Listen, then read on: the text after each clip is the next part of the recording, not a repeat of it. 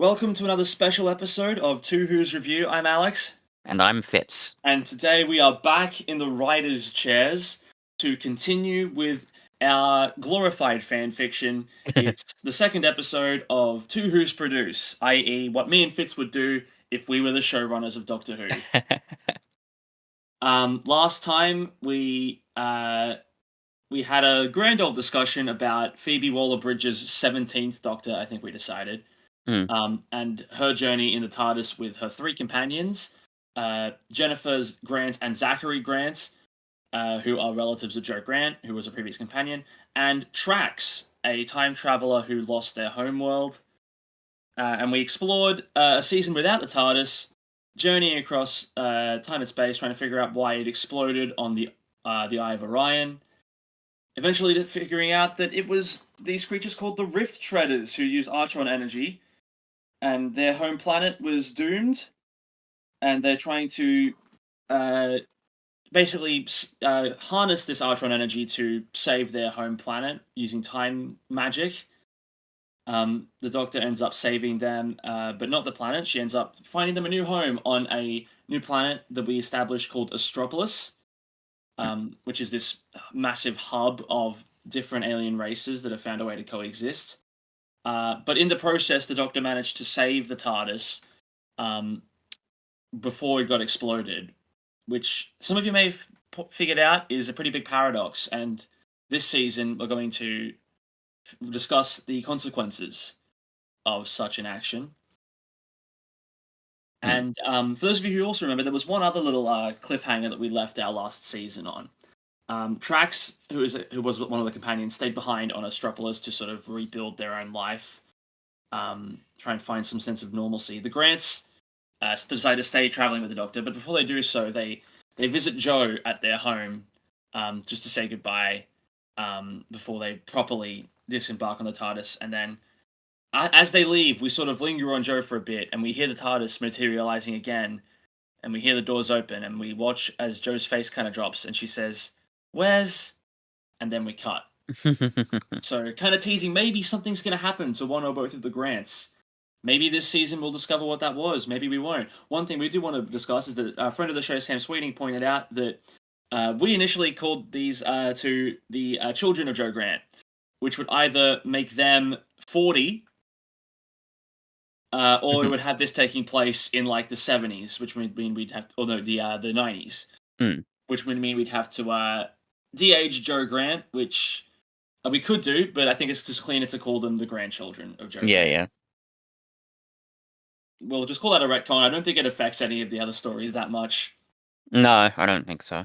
We're all good there. So, last time, Fitz took the reins on the series arc and the finale and working out all those little beats, and I was sort of in charge of the figuring out mini arcs in between episodes, like standalone, stuff like that.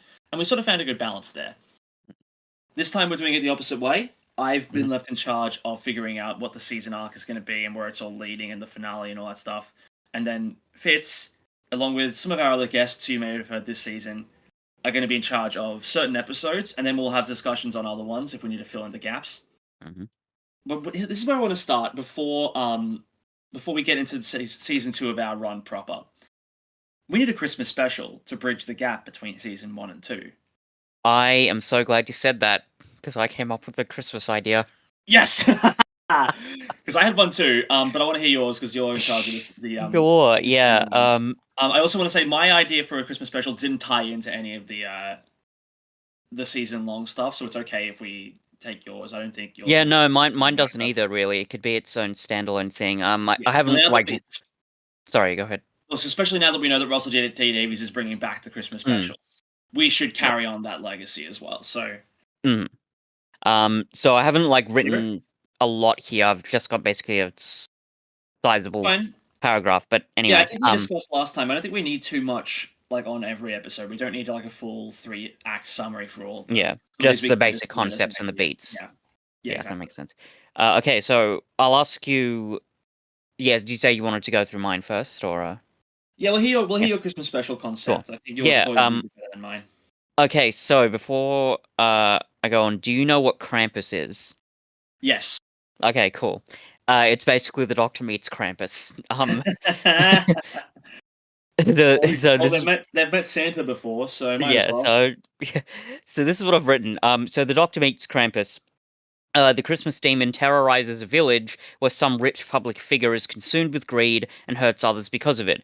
Krampus visits the village for several days, destroying more and more of the village until this rich person gives up their wealth. The Doctor tries to convince the rich person to do this while trying to save as many people as possible from the monster's wrath. Um, yeah, maybe in the end, the Doctor makes Krampus realize that he can't keep destroying everything in order to make the rich man help the people in the village, because if he keeps destroying the village, there won't be anyone left to share the wealth with. That last bit was a bit on the fly, but you get the basic idea. It's like Yeah, Christmas demon visiting some Ebenezer Scrooge thing. There's something sort of character. There's something so enjoyable about that dynamic. I yeah. just watching a rich person, you know, getting a smack in the face with reality, realizing, oh, I guess I've been a bit of a piece of shit this whole Hmm. time, and having, if it takes Krampus to scare the shit out of them, then so be it. Um, I like this idea. I think we've got to be careful because Doctor Who has done literally A Christmas Carol as one of the Yeah, I characters before. wondered about that. It was with Michael Gambon, wasn't it? Yes, may he rest Yeah, in peace. indeed. That is very true. Yeah. So it would just be about differentiating it. So Thor. with the Christmas Carol, the whole point was about the Doctor like basically becoming the ghost of Christmas past, present, and future, and Mm, like literally affecting Michael Gambon's character's timeline, Kazran, I believe his name was, to mm, like artificially make him go through all the stages. With this, I think it's going to be I mean, it's clearly different because we have this demon monster, mm, which immediately sets it apart. And I think it would be less about making this rich person go through all the steps mm, and just more about like just seeing essentially trying to square with is like these people are dying, you're probably next. Where mm. does your conscience cut off? Like, is it literally just going to be you're happy to let everyone die as long as you stay rich? Wouldn't you rather let people live? Like, Yeah. um, yeah, I think there's something there. My instinct is to call it Fright Before Christmas, but that's Yeah, probably that been done in other pieces of media before.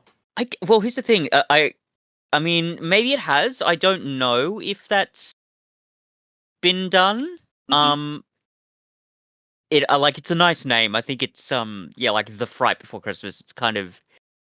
I mean, look, it probably has been done in some like kids shows somewhere, but Yeah. I can't think of anything major. Mm. Um. Uh. So yeah, I mean, maybe Well, something like Krampus Night, Silent Night, but I don't know. I That mean, might so be. okay, so yeah, okay. I was wondering if you were going to be like, it's this demon monster thing is like kind of like Krampus, or if they're in the episode, they're just going to actually specifically call it Krampus. Yeah, well, I hadn't quite figured out. Yeah, like it could be some sort of alien species, as it often is. Mm. Um, but they could just call it Krampus as maybe a shorthand. Maybe it could even be Yeah, set in some sort of it would Scandinavian depend. country. Yeah, it would depend on what the if there's any like copyright surrounding that character, because I know there was like That's a true. movie. But we don't have to worry about that because we're not actually making this, so we don't have to worry Yeah, about that's true. And also, finding I'm the pretty rights. like Krampus as a character like goes back a long time. I think in terms of legends, I think it's older than Santa Claus. And there's Mm. old little you could get little Christmas cards back in the in the if before World War One. Basically, they made a lot of Christmas cards like it. So it would I assume it's a public domain concept, but either way, yeah, we don't have to worry about that too much. So Yeah. yeah, Okay, so this leads us into our actual season two. cool. Now, last time we did 10 episodes. I think that's a good number, so I think we should aim for 10 Yeah, again. yeah, I think that's fairly solid. Yeah, Um, so what I think we'll do for this season written down is last mm, time we kind of tackled the season arc stuff immediately, and then we mm, sort of jumped back to do like fill in the gaps. I yeah, want to take a different approach this time. I want cool. to establish a lot of the season arc stuff at the start with like episode one, Mm, at least with that discussion here. Mhm. and then sort of start filling in the gaps. And I want us to leave the last 2 episodes till the end because I think I'd like to sort of have this discussion happen sort of like chronologically, not exactly maybe, but like I'd like to save the big finale stuff for the end of Yeah, this. no, that's fine. Because legitimately, my idea for this is an idea that I've had maybe for like 5+ years, Mm, and I've managed to work it into this, cool. and I'm very happy that it worked out like this. Mm, So, first episode, we've got the mhm, Grants and Phoebe Waller-Bridge as the Doctor back mhm. in the TARDIS. They probably haven't had many adventures in the TARDIS so far. It's probably not too long after season one ended. Yeah. Um, and they're just sort of having fun across the cosmos, visiting planets. Maybe not too many huge adventures, Mm, but they've alluded to stuff that they've done. mm, Um, and the main hook of this season, I want to say, is that, like I said, it's the fallout of the Doctor causing a paradox in order to mm. save the Rift Traders and the TARDIS. Yeah. Um, and as a result, there are sort of tears in time that are being opened all across reality, Yeah. and they are pulling in rather, uh, people, creatures, things, and displacing them across reality. Yeah. So, like, because of this paradox, let's say, let's for as an example, and we don't have to do this, but as an example, let's say uh, a I'm just pulling something out of my air here. The an adipose ship Mm. has been transported into uh, feudal Japan, or Okay, sorry. uh, Can we put a pause on there for a second? Just for 1 second. I can't. I've literally written down here. I wrote this like this morning as like an afterthought. A story set in feudal Japan. okay, well now that's definitely happening. We're both on the same wavelength. Um, um, yeah, but Oh dear.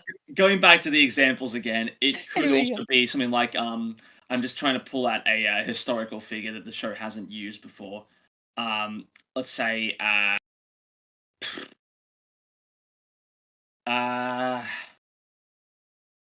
King Henry VIII Mm, is pulled across space to Astropolis. mm, Just a whole bunch of different stuff like that, and these yeah. are inciting incidents for many of these stories. Not all of them, but many of these stories have this is the inciting incidents for a lot of Yeah. these. Yeah. And we don't, and it's not necessarily about the story isn't about why they're happening because we know why they're happening. Yeah. The story is about making them stop. Mm, Um, and also, I want to tease this up top as well. Um, mm, Throughout the background of a lot of these incidents, maybe like in one shot for in a wide shot in mm, big crowd scenes, mm-hmm. and we don't draw attention to it at first, but about like halfway through the season, it starts becoming a bit more obvious that there is I was about to say NPC, no, an extra in the background of many of these scenes, and it's the exact same person. Right. And it starts out by like, again, like maybe in episode one, you'd have to like really be looking for them to find them. So Yeah. you absolutely wouldn't notice it. But then by about episode 6 or 7, they we start like really focusing on them a lot more. And maybe Yeah. many of these episodes, the conflict is solved by what could be interpreted as like a coincidence or a bit of like it's lucky that this was here when we needed it. And we're Yeah. going to find out later on that it was this person who was providing them, but we don't know who they are yet. Yeah. And So that's is it a like finale a stuff. little bit like a bad wolf situation? A bit like Bad Wolf, yeah, where it's like the same. We keep seeing the same person in the background of shots. Mm, Maybe about halfway through is when the Doctor starts noticing them. We're not sure who they are, and then when we get to the 2-part finale, that's when we start to wrap up that mystery. cool. We don't have to. So, like I said, we don't have to focus on them for every episode. Don't shine a light on them. That's just something that's going to be happening in the background. Yeah. So Sure. these are my two hooks for the full season as a whole. Mm-hmm. We'll get to where they're leading Mm-hmm. in based on our last discussion, an hour and a half. Mm-hmm. Let's work out these episodes now. Okay. Sure. I want something really big and important to kick it off. Like something that is like, oh, this really shouldn't be happening. Like something that can't just be explained by it's aliens and they've come. Something Yeah. that where the Doctor sees it and instantly equates it to this is because of the paradox. Mm. Um, and I'm thinking it's going to be uh, something appears in probably London. Let's face it, Mm. that shouldn't be there. Mm-hmm. Um, has possibly something from the past, or maybe even something from the future, and that Yeah. thing or like people or whatever is causing some problems. Um, Yep. well, I was about to say technology, but that's way too similar to our first episode Yeah. of the last season, where space junk crash lands on Earth and starts affecting the emotions of Mm. everyone in the vicinity. Let's try and avoid that. So maybe not technology, maybe something. Um, I don't know. Would we say, could we put it as a character, or would it have to be maybe like a race of like alien creatures? Because if we want it to affect, a whole group of people, enough for the Doctor to notice, oh, this doesn't seem right. We would probably want it on a bigger scale. Well, that's actually that might actually be a good idea. Maybe like out of nowhere, an alien, like a colony or not an entire species, but like a group of aliens rock up in Yeah. London. Everyone starts panicking. Everyone, including the Doctor, assumes it's an invasion. But then about Mm. halfway through the story, it's like, well, we don't know what's happening either. We just teleported here, Mm-hmm. and maybe it's like we were trying to communicate with these people and like bridge a gap, but they keep treating us like we're monsters. So fuck it, we're going to attack now. Yeah.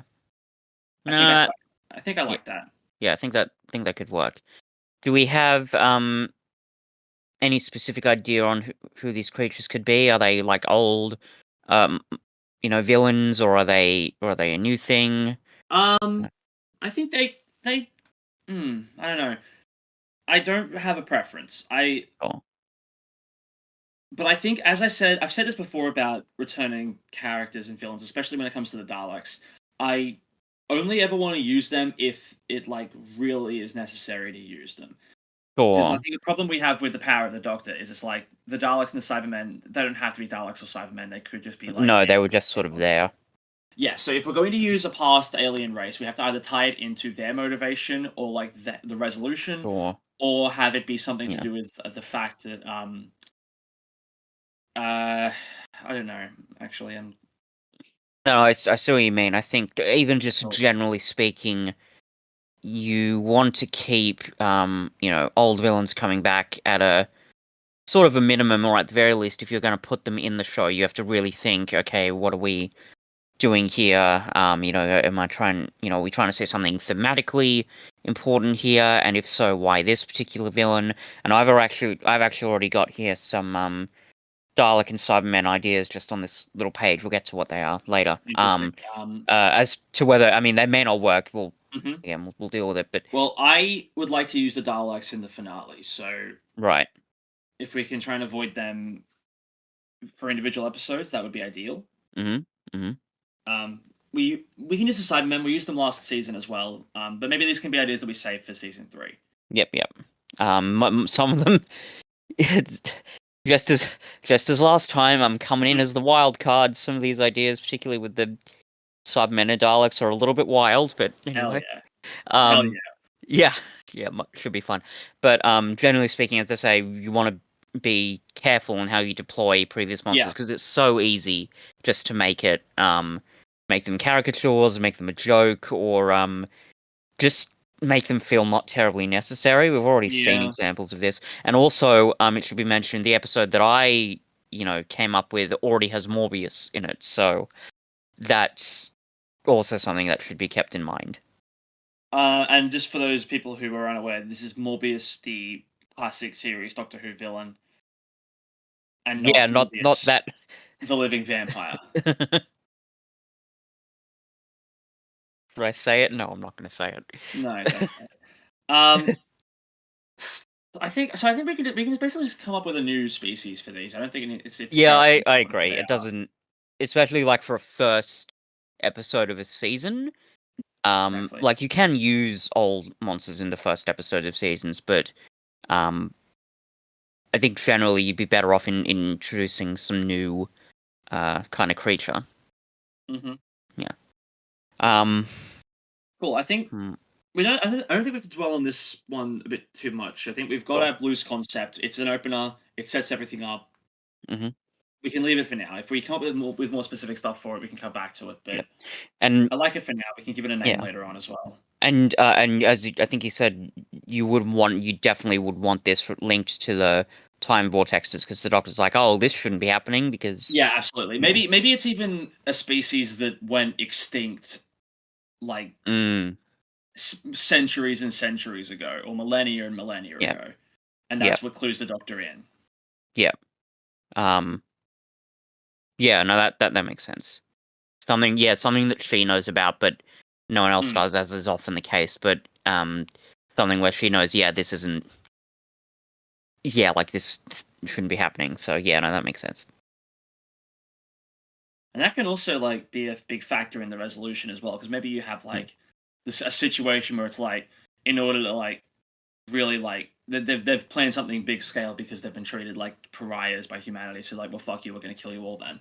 mm, And then the doctors, and then the commander's like, well, we gotta stop them. And it's like, well, how do we do that without like, because they're meant to be extinct. So these are the last of their species. If we kill them here, the whole species is dead. So we have to like try and broach the topic and like find a peaceful resolution. mm, So just so there's a bit more at stake, but also so we have to have the Doctor find a new resolution rather than mm, just you know mm, the classic thing of like I've given you a choice, but and you didn't take it. Now I have to kill you to save humanity, mm.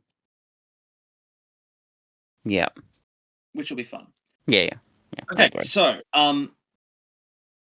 I think that well, we have some loose episode concepts for the rest of the season already planned out by some of our other guest writers.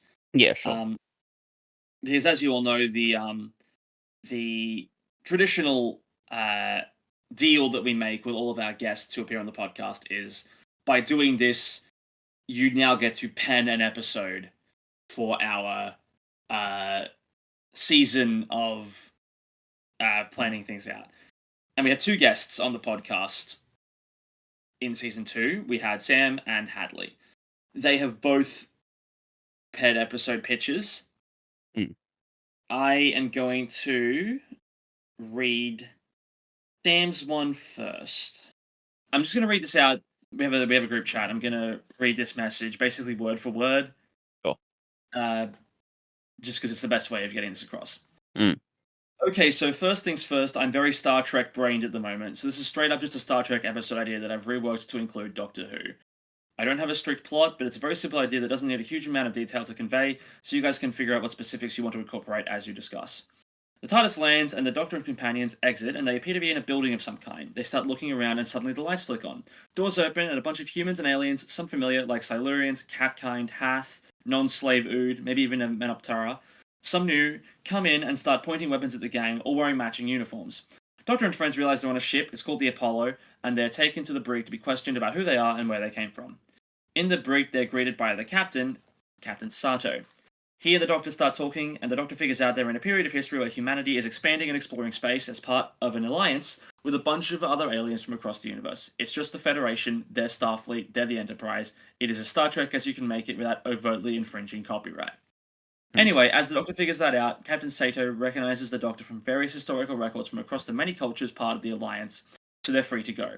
Sato offers to show them the bridge, give them their tour of the ship, and all that. They get to the bridge, very cool, cut to the chase. Doctor notices a weird space anomaly, tells the companions to stay put as they rush back to the TARDIS when the anomaly hits the ship and causes a total power outage. All the doors locked, the Doctor is separated from anyone else, companions are stuck on the bridge. They ask what happened, but suddenly Sato is speaking Japanese and they can't understand him, and he seems similarly confused by what everyone else is saying. Of the rest of the bridge crew, only one other person is still speaking English, everyone else is speaking in their native alien languages. There's the crux of the premise. What happens when your translation matrix / universal translator / Babelfish stops working? The rest of the episode is super straightforward. How do we overcome this language barrier that we're so used to not having to worry about anymore to work together and restore power to the ship? So you have little moments all over the ship of stuff like rescue teams yelling, "Hey, we're gonna get you out of there!" as they try to pry open a door. But the people on the other side hearing scary monster noises as something tries to get in. You can have some people start assuming their crewmates have become possessed by an alien entity. Lots of misunderstanding due to lack of communication stuff. And it's important that the Doctor be separated for at least a decent chunk at the start, because even with the translator no longer working, they're still the Doctor. They speak all of these languages, but even when they do meet up with others, everyone freaks out when they're initially speaking Gallifreyan, so they have to consciously recall and speak each individual culture and species language, and can only speak one at a time. And you can even have some fun stuff where they're so used to having everything translated, their English is super basic caveman speak because they're so rusty at it. I fucking love this episode concept. Yeah, I think it's great. I think it's important that it's not just like the TARDIS gets cut off. I think it's a situation where like something has happened that spooked the TARDIS and it's sort of fled. Yeah, and Um, that I think can link into the time vortex thing. Um, yeah, yeah, potentially, because we've seen it happen a bunch of times in the show where something happens that yeah, where the TARDIS is gone. It happened this season with the Impossible Planet. yeah, yeah, Um, yeah. cool. So is there anything we should add in based on that? So like, Sam has left the actual she's left it kind of vague if there is an alien intruder as well, or if the main plot of the episode is just something went wrong with the power, and now can we see if these people can work together, or if they'll tear each other apart? Mm. Um, I'm wondering. So yeah, so she said that it is set on a spaceship. Yeah, like it's Yes, yeah, the Apollo. yeah, the Apollo. Could we link it to Astropolis in some way? Because if we've got like all these different people from all these different species, I and think that's it would be very easy to link it to Astropolis. I think I yeah, agree. Yeah. yeah, And also that helps because I think the whole point of establishing Astropolis last season was to make it sort of like a new Earth for us, where we don't have just have to do Earth stories, we can do Astropolis stories, and yeah, yeah, cool. So I think it makes some kind of sense if they're from Astropolis and it's or maybe they're like uh maybe this is like early history of Astropolis, and they're like some of the first mm, people to colonize Astropolis and establish it as this alien hub because yeah, of their tight camaraderie on this ship. But if the translation matrices fail, then all of a sudden it's like, okay, well, if they don't like work this through, maybe Astropolis never gets created in yeah, the first place. yeah, yeah, Yeah, I think I like this as like an origin story for yeah. Astropolis kind of The thing. founding of Astropolis. Yeah, I think Yeah, I really like this actually. yeah. Uh, I'm still trying to work out if I want there to be some kind of like xenomorph style alien menace on the ship as well, or if it is just like Mm, everyone thinks there is, but there actually isn't. I think I'd avoid it simply Hmm. I because agree. I agree. it Yeah. it seems a bit like one, it's stuff that's been done in sci-fi before, not least of all because of Alien. But I think that element that Sam's sort of getting at with the miscommunication, I think that's the really thematically rich element that we want to be mining here. And I think if we added in spooky alien doing bad stuff subplot, it would distract from that. I agree. Yeah, I there's think just stuff going wrong with the ship, and everyone assumes that either there is an alien or that everyone else yeah, is like possessed by the alien, but it's actually like the failure to communicate. yeah, it's like I mean, I don't know, maybe this sounds a bit sappy, but genuinely it's, it's the lack of connection and it's the misunderstandings, it's the real enemy. But um yeah, but something like that to make it very thematically rich. And I mean, and I do, and granted, I say this as a person who's not, a huge Trekkie, but I understand what she means when she says it's very much like a Star Trek episode. Yeah, I think in Doctor Who, a lot of the times there's a strong temptation to just chalk it up to, evil monster doing bad stuff. But I think there's potential here to take it into another direction. yeah, I Um, agree. and you could also, of course, have that great moment at the end of the episode, presumably, where people are able to communicate and they work together and build the city. And I think that could be very, Hmm. kind of sweet in its own I way. think that if the TARDIS does flee at the start of the episode, it flees to Astropolis, so like it's there when they land. Yeah, Um, sure. and that way we don't have to worry about like, oh, we got rid of the TARDIS because we have to for the story to make sense. But then they Yeah. find that like just on the ship somewhere. No, if it's at their destination, that makes sense. Like the TARDIS, like This is a small detail. I'm not sure how important it would be. By the time they do get to Astropolis, it's presumably before, Astropolis becomes the big, yes. super mega city. But would it be like, would they have already done some terraforming there? Would the city, like, on a basic level already exist? It's just unpopulated, or would it be way before any of that happened? Because I think just practically that might be an important question. Um, Um, it's because if possible that these guys are mm, like the first, like they're the first to set foot on Astropolis. yeah. And maybe it's the kind of thing where it's like it doesn't really require too much terraforming. Like it's just a planet that is uninhabited. Oh, if it's uninhabited, that's a Mm, good point. mm. Because I mean, look, it's possible that maybe it's so far in the future that they have terraforming technologies that could create an atmosphere in 25 seconds. But, I mean, we've um, seen that in the show before as well. So oh, okay, right, no, all right, that could work. I think again, I know we've mentioned Alien, but I am just thinking of Aliens with LV-426. It's like, yeah, the yeah. terraformers, they're going down there and they're they're setting it up, and Or maybe in that case, maybe these are like the first colonists, or yeah, they're transporting the first colonists. mm, Like maybe these are all like people who are like each of the people who like are part of the crew of this spaceship are bringing along like people who are in cryo freeze from their civilizations. yeah. I was gonna They're say, are they? all maybe they're Mm, all like refugees who are fleeing some kind of like disaster or horrible war or it's maybe a activities on their home planet, galactic and then famine or something. yeah, Either and way, they're moving to us, and they're going to Astropolis to set up a new civilization and make it better than where they came from. yeah, And if like, and there's a danger that like, well, if we are divided when we get to Astropolis, we're going to start divided, and then everything's just going to fall apart. We need to make sure that when we get there, we are like united, so that yeah, we can hit the ground running with this new society. mm, yeah.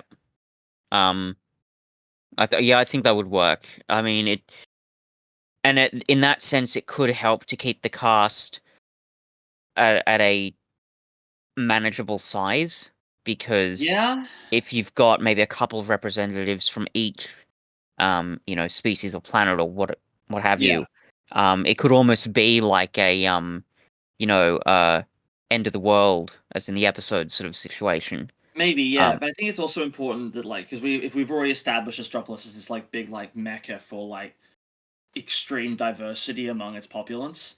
mhm So I would almost I think it is just like one crew member per species that are traveling there, but we can make the crew relatively big, I mhm think. So mhm I'm thinking kind of like the same size as the crew from Waters of Mars, where there are about like at 7 or 8 of them, I think. mhm And then we sure can so let's double check the species that Sam name drops mhm in the description. So she mentions ba, ba, ba, ba, human, Silurian, cat kind, which is fun. mhm Hath, Menoptera, non-slave Ood, and then we have a couple of like unknown ones from like some new creations. I think that's a manageable number. I think yeah, I'd agree. that gets us there. mm So I've penciled this in for episode 7 out of 10 mm because I think this is a good like back half of the season episode where we can get a little creative with what we're doing. mm Um, I'm trying to work out a name for it. There's the temptation to just call it failure to communicate or mm miscommunication. mm I don't know if I like either of those options because I'm yeah, worried it's a about bit like it's a little bit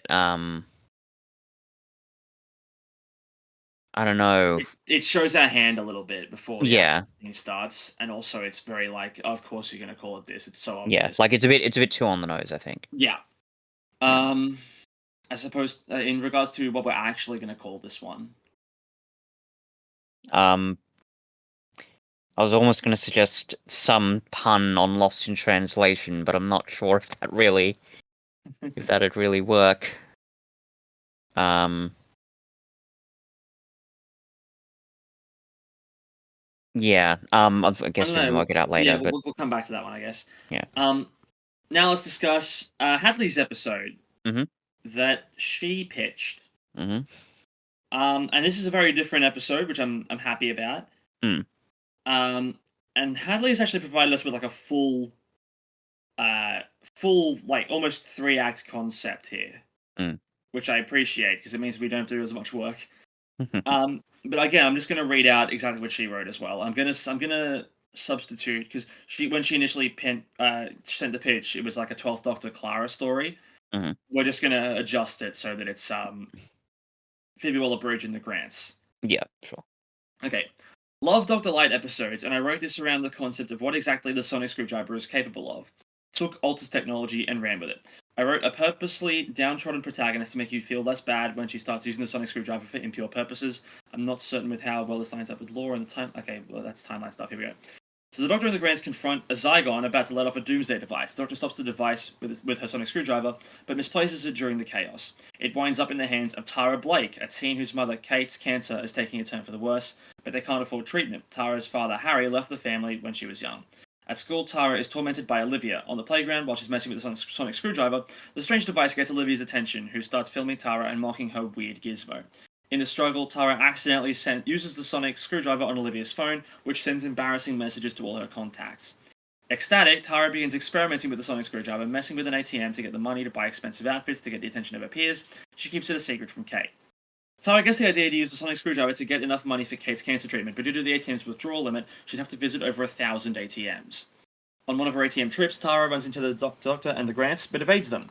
When she returns home, she discovers Harry speaking with Kate. He explains in the light of the cancer diagnosis he wants to be there for the family. Tara has an idealistic impression of Harry and is happy to have him back in her life. Kate is apprehensive and warns her that he's not who she thinks he is. Harry discovers the sonic screwdriver and establishes Tara's trust by saying he keeps fun secrets from Kate too sometimes. He takes her for a ride. Harry comes up with a con. They find someone with a really nice car. Harry distracts the owner while Tara uses the sonic screwdriver to steal the car. They pawn it and he gives her all the earrings.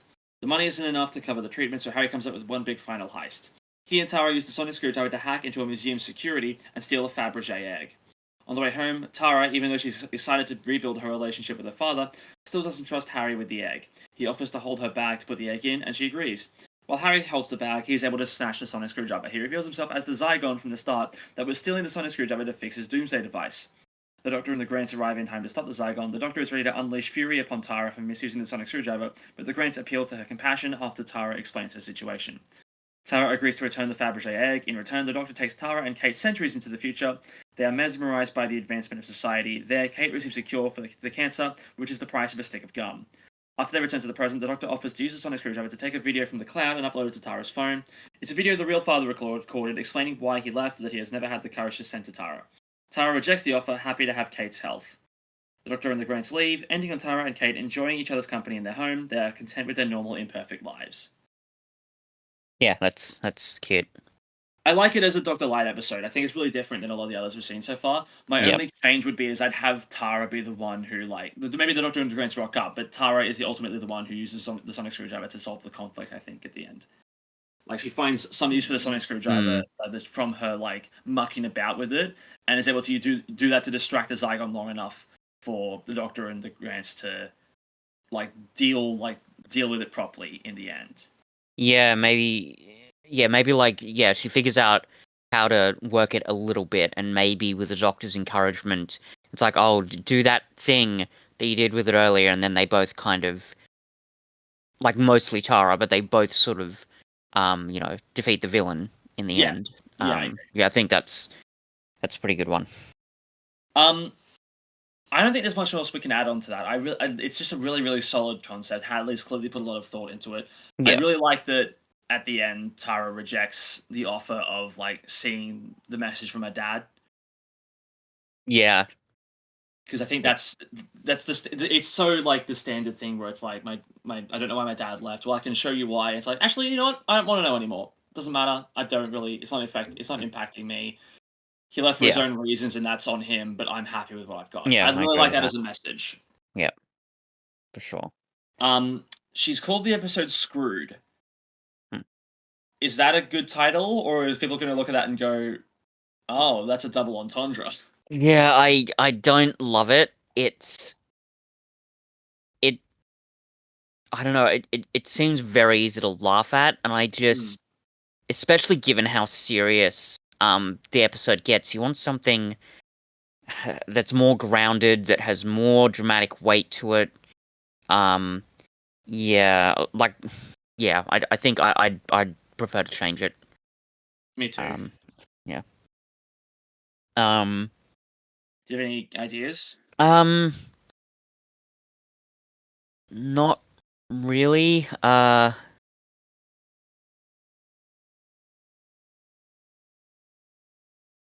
Sonic Boom? No.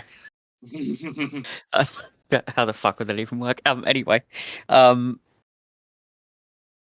I don't know. Maybe something with the word Sonic in it, because just so Yeah, the me too. audience is kind of clued in. Um, Because unlike Sam's episode, I think we can tip our hand a little bit that this is a Sonic Screwdriver focused story. Supersonic? Maybe here's an idea. Maybe Tara not knowing what the device is gives it a name of her own, and that's what the episode is called. Like, because she Yeah. wouldn't call it a Sonic Screwdriver. No. She might call it a um.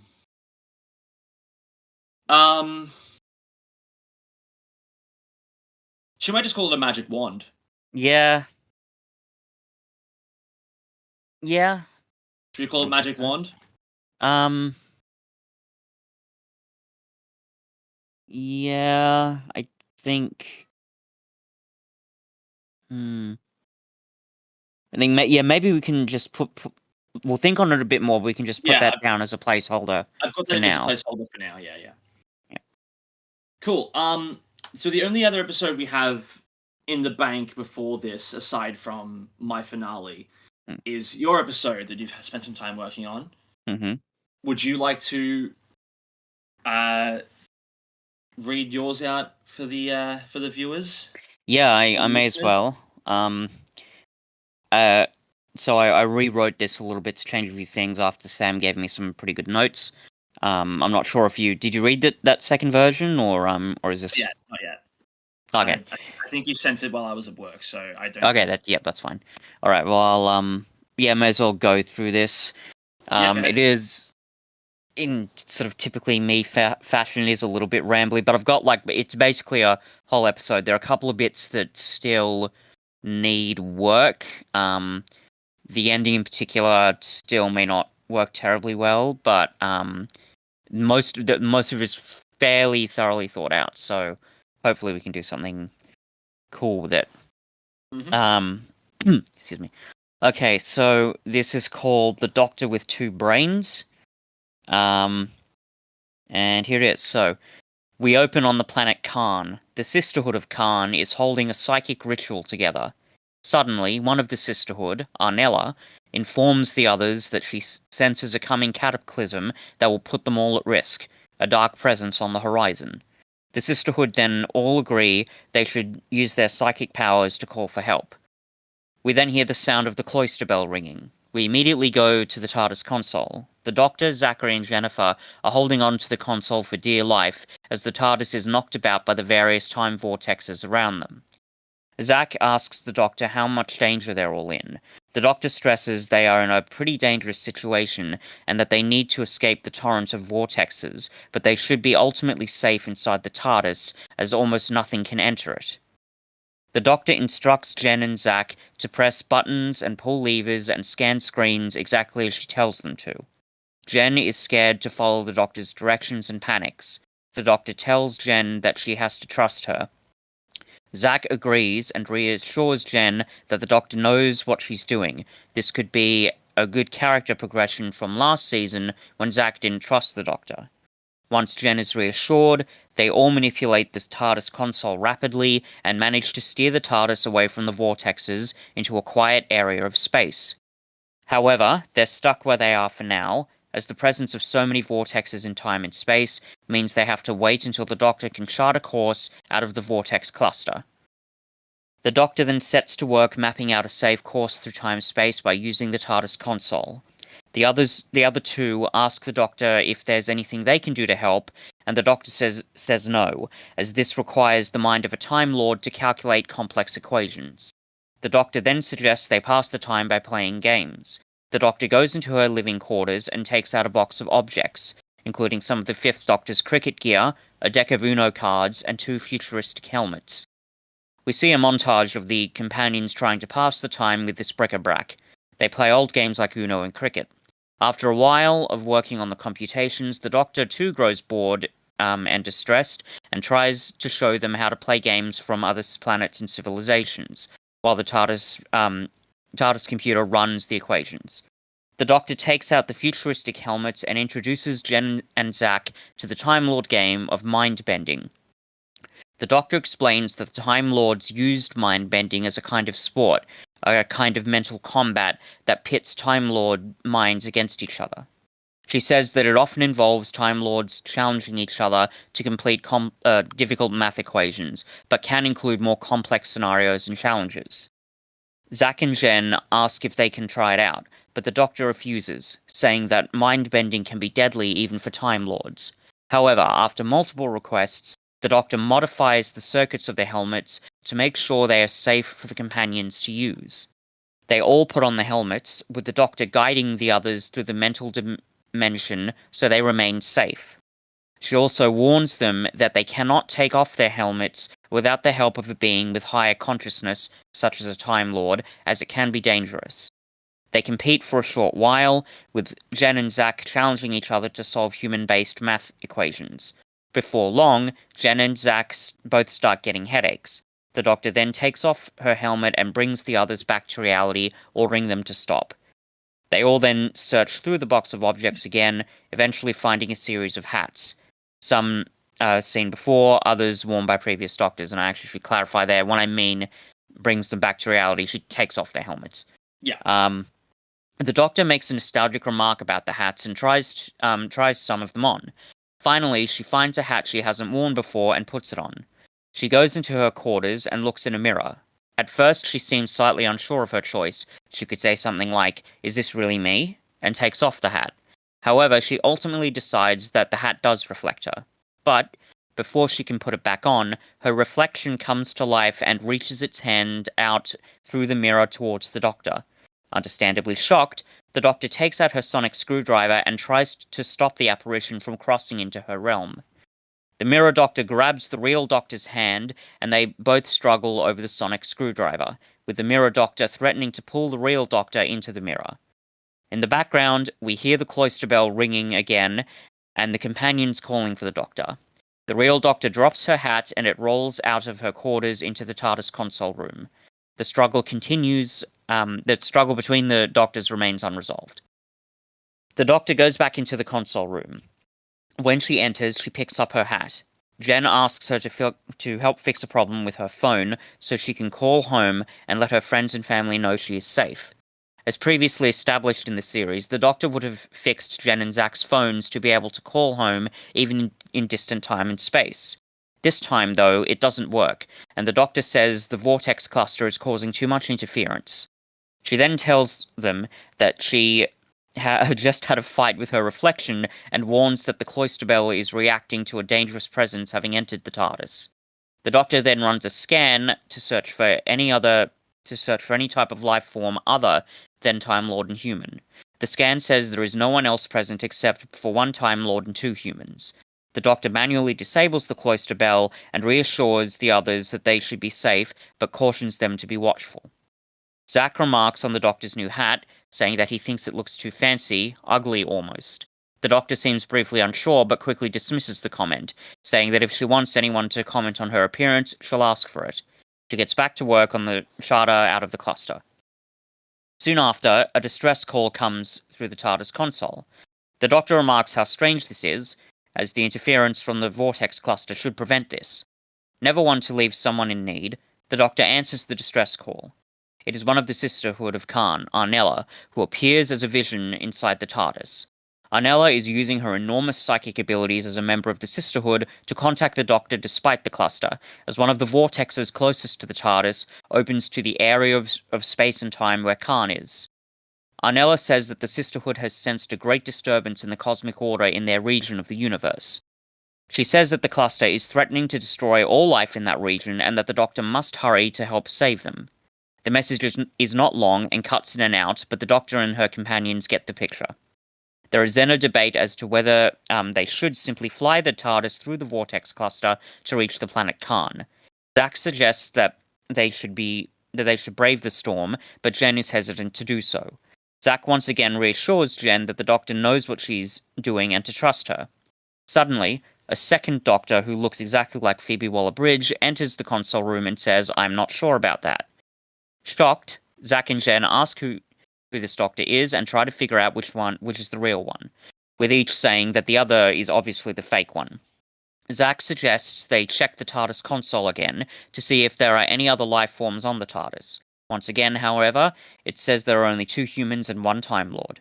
Jen then decides to test which Doctor is real by holding onto each of the Doctor's wrists and checking for a pulse. She says that both have 2 pulses and therefore 2 hearts.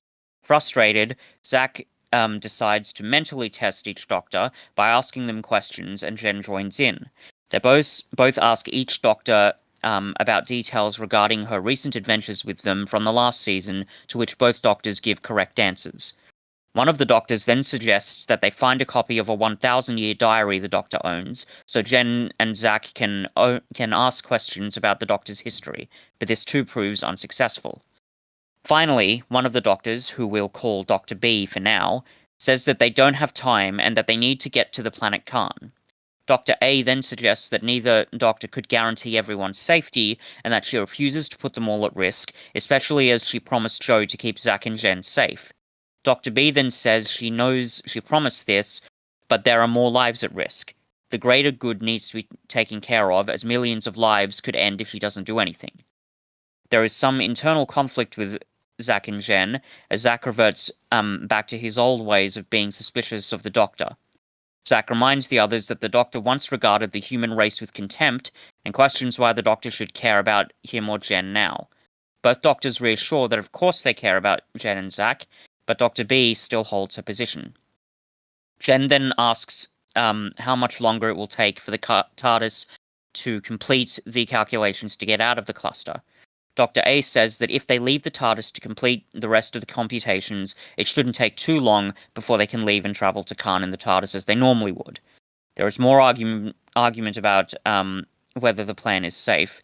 Dr. A seems genuinely torn, while Dr. B remains resolute, reminding the others reminding the others of the tough decisions the Doctor must often make by recalling how the events of last season transpired. She says that even when she tries her best, disaster can follow in her wake, but she does what she must. Eventually, both Zack and Jen convince Dr. A that they must leave and try to get through the cluster. They do this, and a series of events occurs that basically leads to Zack and Jen donning spacesuits and leaving the TARDIS, attached to the console with long cords. However, several blasts of temporal energy emanate from one of the vortexes, threatening to sever the companions from the TARDIS. We then go back to Khan, where we see Arnella with 3 other members of the Sisterhood hiding in a cave. They all sit in meditation, eyes closed. They see brief visions of the Doctor and her companions as they hang from the TARDIS above the vortex. The 3 sisters then comment on the horrifying events. Arnella says that to the other two that they must channel their energy to save the Doctor's companions. Despite this, the blasts of energy become too strong, and Zack and Jen fall into the vortex. Distressed, Dr. A breaks down in tears. Dr. B laments that the true Doctor could have stopped them, but in the end this is all the Doctor is. We hear Zack and Jen's voices from inside Dr. A's head, screaming, "Doctor." We then see Zack and Jen falling through the vortex as everything is engulfed in bright light. We then cut to the TARDIS console room, where Zack and Jen wear their mind-bending helmets. Suddenly they wake up, screaming. They then realize where they are and look over at the Doctor, who is still wearing her helmet, apparently asleep. Confused, Zack and Jen question what just happened when Arnella's apparition appears in the TARDIS. She briefly explains who she and the Sisterhood of Khan are. She says that she and her sisters have just channeled their psychic energy to take them out of the dream world, but it wasn't enough to wake the Doctor, who is still in great danger. She explains that the Doctor is trapped in her own mind and that an old enemy, Morbius, is trying to destroy her by replacing her consciousness with a copy. This psychic clone has all the knowledge and memories of the Doctor, but is compelled to do Morbius's bidding. Morbius wishes to have a being as powerful as the Doctor to bring about great destruction and convert others to the cult of Morbius. Arnella goes on to say that Morbius has utilized the power of the eternal flame of Khan and hypnotized the rest of the Sisterhood to do his bidding. We see images of the planet Khan, including an image of Morbius's brain inside a glass jar as it hovers over the eternal flame. Morbius used his combined mental power as a Time Lord with the psychic abilities of the Sisterhood to find the Doctor and her companions. He took advantage of the time-space vortex that actually is linking Khan to where the TARDIS is located. With such enormous psychic powers at his disposal, Morbius hacked into the Doctor's mind-bending devices to trap the Doctor and her companions inside their minds. This means that from the moment the Doctor and her companions put on the helmets to the time Zack and Jen tried to wake the Doctor up, it was all a nightmare that Morbius created. We go back to the console room in the Doctor's mind. Dr. B, the Mirror Doctor, continues to taunt Dr. A, the real Doctor. The real Doctor then retaliates by saying something like, "I don't know what you are, but I know who I am." She then takes control of the TARDIS console and begins steering it towards the vortex that Zack and Jen fell through. Dr. B then grabs a hold of the other side of the TARDIS console and tries to steer the TARDIS away from the vortex into the darkness of space. We see the TARDIS exterior being buffeted about by the vortexes. We hear Zack and Jen's disembodied voices calling the Doctor's name. This continues until finally, we cut to the Doctor sitting in a chair in the console room. Her mind-bending helmet is still on. Zack and Jen stand near her, yelling her name as they try to wake her up. She responds faintly. Suddenly, a loud disembodied voice is heard inside the TARDIS. It commands Zack and Jen, "Wake her up," and she dies. Zack and Jen leave the Doctor alone as the voice announces itself as the voice of Morbius. Morbius recounts some of his and the Doctor's history, explaining that the Doctor nearly destroyed him in a game of mind-bending and left him for dead. This recounts the events of the brain of Morbius. He then warns them not to interfere, as their feeble human minds cannot comprehend Time Lord technology, and that their interference could kill the Doctor. Morbius's voice then dissipates, leaving Jen and Zack confused and scared. Arnella's voice then drowns out Morbius's voice until Morbius's voice dissipates. Again, slightly rambling, that's mild contradiction, we'll move on from that. Zack, Jen, and Arnella then debate on what to do, wondering who else they could call on for help. We go back to the Doctor's mind, where we see the TARDIS continuing to be hurled about space, with the vortexes pulling things out of the TARDIS through the open door. Both Doctors hold on to the console. The TARDIS ventures dangerously close to a vortex that emanates a series of blasts of temporal energy. Both Doctors reach for the same lever on the console and try to pull it in opposite directions. After some struggle, the Mirror Doctor pulls the lever in her direction, and the TARDIS falls toward the exploding vortex. A blast of temporal energy hits the TARDIS, and the real Doctor falls away from the console and through the open door, where she holds on to one of the cords for dear life. The Mirror Doctor approaches her and tells her who she really is and how she wants to replace the Doctor. We then hear Morbius's disembodied voice elaborating on his plan to get revenge on the Doctor by destroying her mind. He states that though this clone was generated by his psychic force, she is a manifestation of the Doctor's mind and memories. We go back to the companions and Arnella. Arnella has channeled her last strains of psychic powers to allow Jo Grant to call the Doctor on Jen's phone, which Jen holds to the Doctor's ear. Jo Grant then talks to the Doctor and reminisces about their adventures together and how Jo wouldn't trust anyone with Zack and Jen's safety more than the Doctor. Inside the Doctor's mind, the Doctor hears the message and remembers who she is. She reaches into her pocket and takes out her sonic screwdriver. She aims it at the TARDIS interior, and the lever on the console that both Doctors were fighting over earlier moves in the opposite direction. The TARDIS tilts backwards, and the mirror Doctor falls on the floor. The real Doctor falls into the TARDIS, and she holds onto the console before pulling the lever again. The TARDIS tilts forward, and the Mirror Doctor falls through the open door into one of the vortexes. The Doctor finally wakes up, and the mind-bending device is removed. By this time, the TARDIS has calculated a safe route out of the vortex cluster. The Doctor flies the TARDIS out of the vortex cluster and has it materialize on the planet Khan. The Doctor is then able to break the spell Morbius has over the Sisterhood and destroys Morbius's brain for good. The TARDIS crew say their farewell to the Sisterhood and leave. The last scene shows the Doctor wearing her new hat, saying that she knows who she is because she chooses who to be. And that's it. Yep, that's a really strong episode, I think. Oh, thank you. It's just like Hadley, you've thought everything through. It's got a really good 3-act structure. I don't think that the nightmare twist is like, I don't think it falls into the same trap that a lot of dream sequence traps fall into. Because it's not like when they wake up, it's like, oh, good, we're all safe now. No, like it's still a huge part of the story moving forward. Yeah, I think the Joe Grant call. I know you were worried about that seeming a bit too. I guess you were worried about that seeming. Sam described it as being a bit member berries. So sure, but I think it works in this context. I think you've made it work in this second draft. Yeah, I changed it. Go ahead. Yeah, no, I think I just like it. I think it really works. Yeah, the whole bit with the two doctors, inside the Doctor's mind, sort of fighting, and the TARDIS getting knocked about. That was the biggest thing that I added because before it wasn't particularly good. There was some bit where like the Doctor just kind of gave up, and I'm like, no, we need to have more.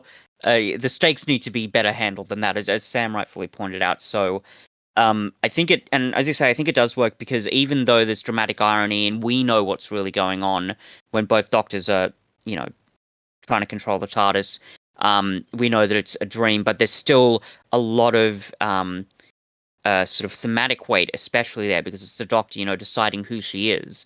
There's something very kind of potent about that, I think. Not to mention the fact that, it'd be really disturbing if the Doctor's mind was destroyed and replaced by a clone. Yeah, that's definitely, yeah. Okay, I think I'm very happy with that. Look, I think we can move on from that episode. I've got that penciled in. I think I've penciled that in as number 6 of 10 at the moment. I'd wondered. Yeah, it feels like a mid-season thing. Yeah, I've got Hadley's episode at number 8 because it's typical for Dr. Light's stories to be close to the end of the season. Yeah, no, that feels right. We can do a reshuffle later on, but at the moment I've got episode 1 is our opener, 2, 3, 4, 5 will come to, then 6 is your episode, 7 is Sam's episode, 8 is Hadley's episode, then 9 and 10 are the finale. Sure. Cool. I have an idea for number 3, and I want to pitch it now. And it's something that might harken back to about halfway through our second season of podcasting. Do the words "return to Fang Rock" mean anything to you? Yes. Oh, yeah, that's right. I don't remember if we wrote that down. Oh, I did. It's been on my little whiteboard here for many months now, and I've just erased it because I've just written it down on the form. Here is my pitch. Sure. This is our historical figure episode. Cool. And it's a historical figure that has been pulled through time by one of these tears. And that historical figure is Alfred Hitchcock.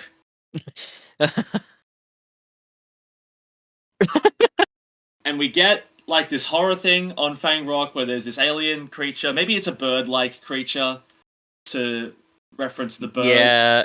And we get to do homages to a bunch of Hitchcock's filmography. It's on a lighthouse, so it's high up. We can do vertigo. We can have someone looking through a window.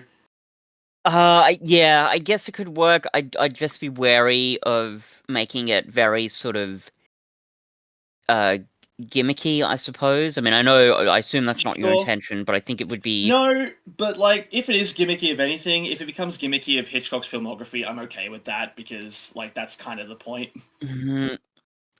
I don't know, it feels like... That feels too hokey, even kind of for Doctor Who, especially when you consider that there are, a number of sort of cinematic and fictional sort of references and reflections, I suppose, whether it be, Frankenstein myth showing up in Morbius, or the fact that the Robots of Death is kind of like an Agatha Christie story.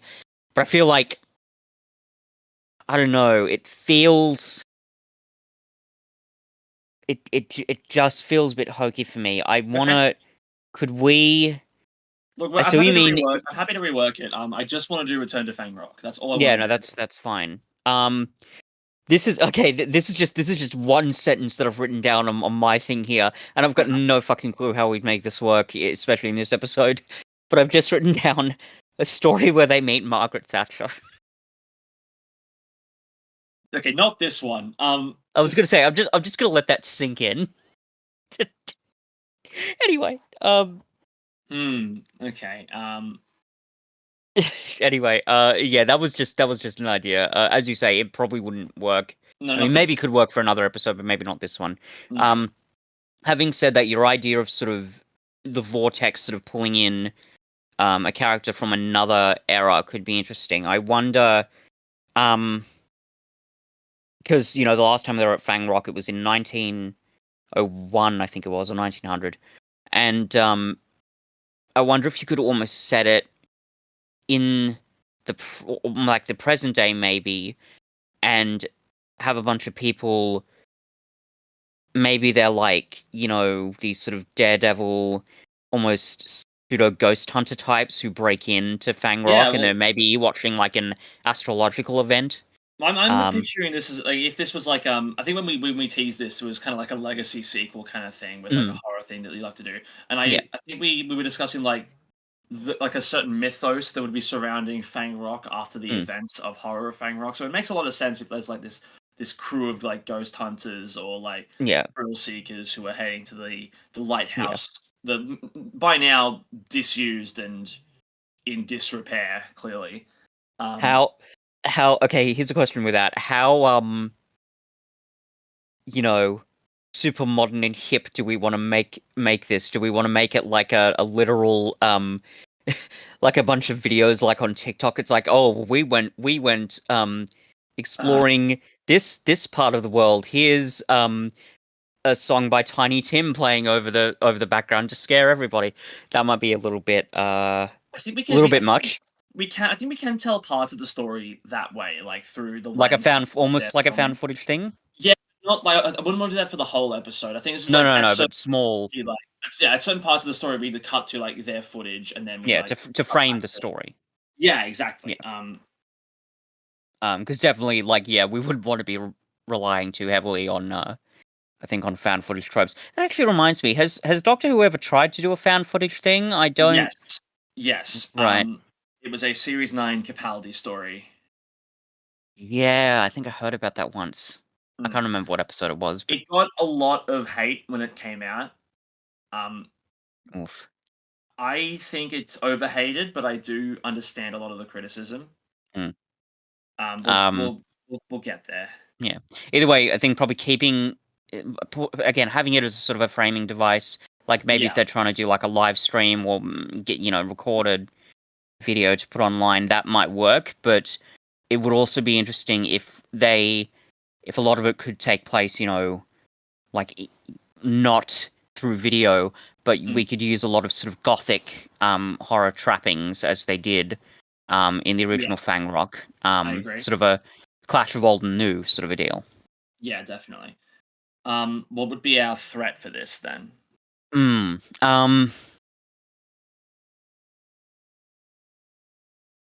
it could be.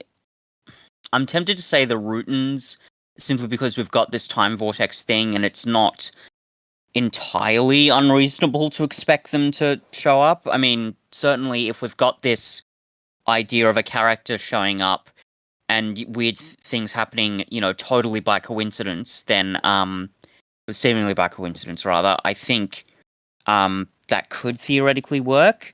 But I wonder again, sort of as Sam pointed out with mine episode, is that a bit too member berries?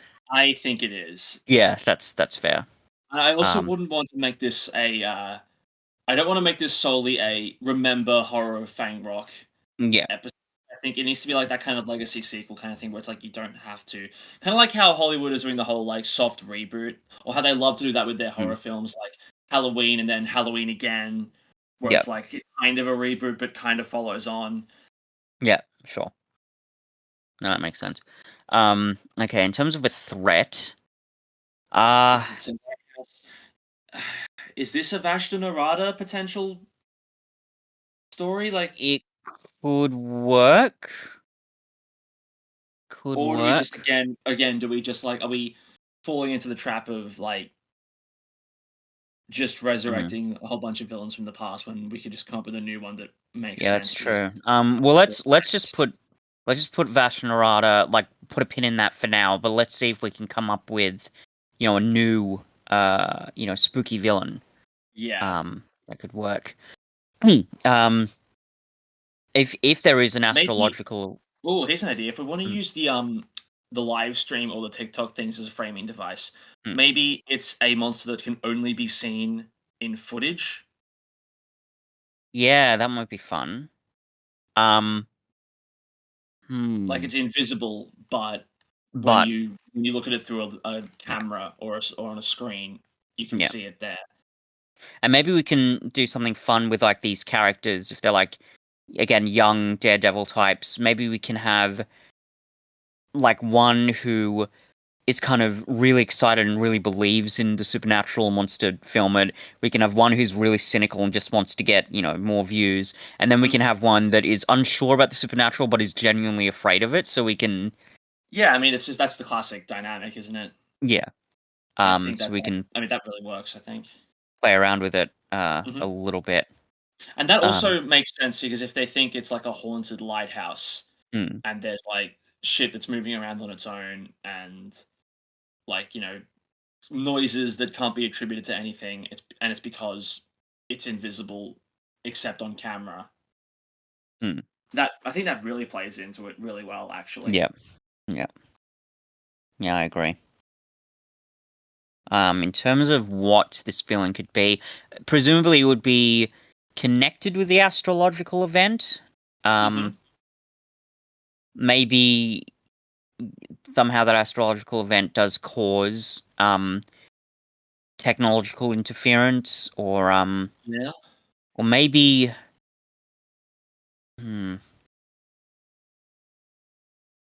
maybe this may not work. Maybe the astrological event could be connected to the vortexes, and it's causing weird, time space shifts and disturbances. And maybe like whatever creature it's bringing into the real world, it first manifests in footage, but actually then starts to manifest in the real world, if that makes sense. I just Maybe. hope that's not too, weeping angels sort of a deal.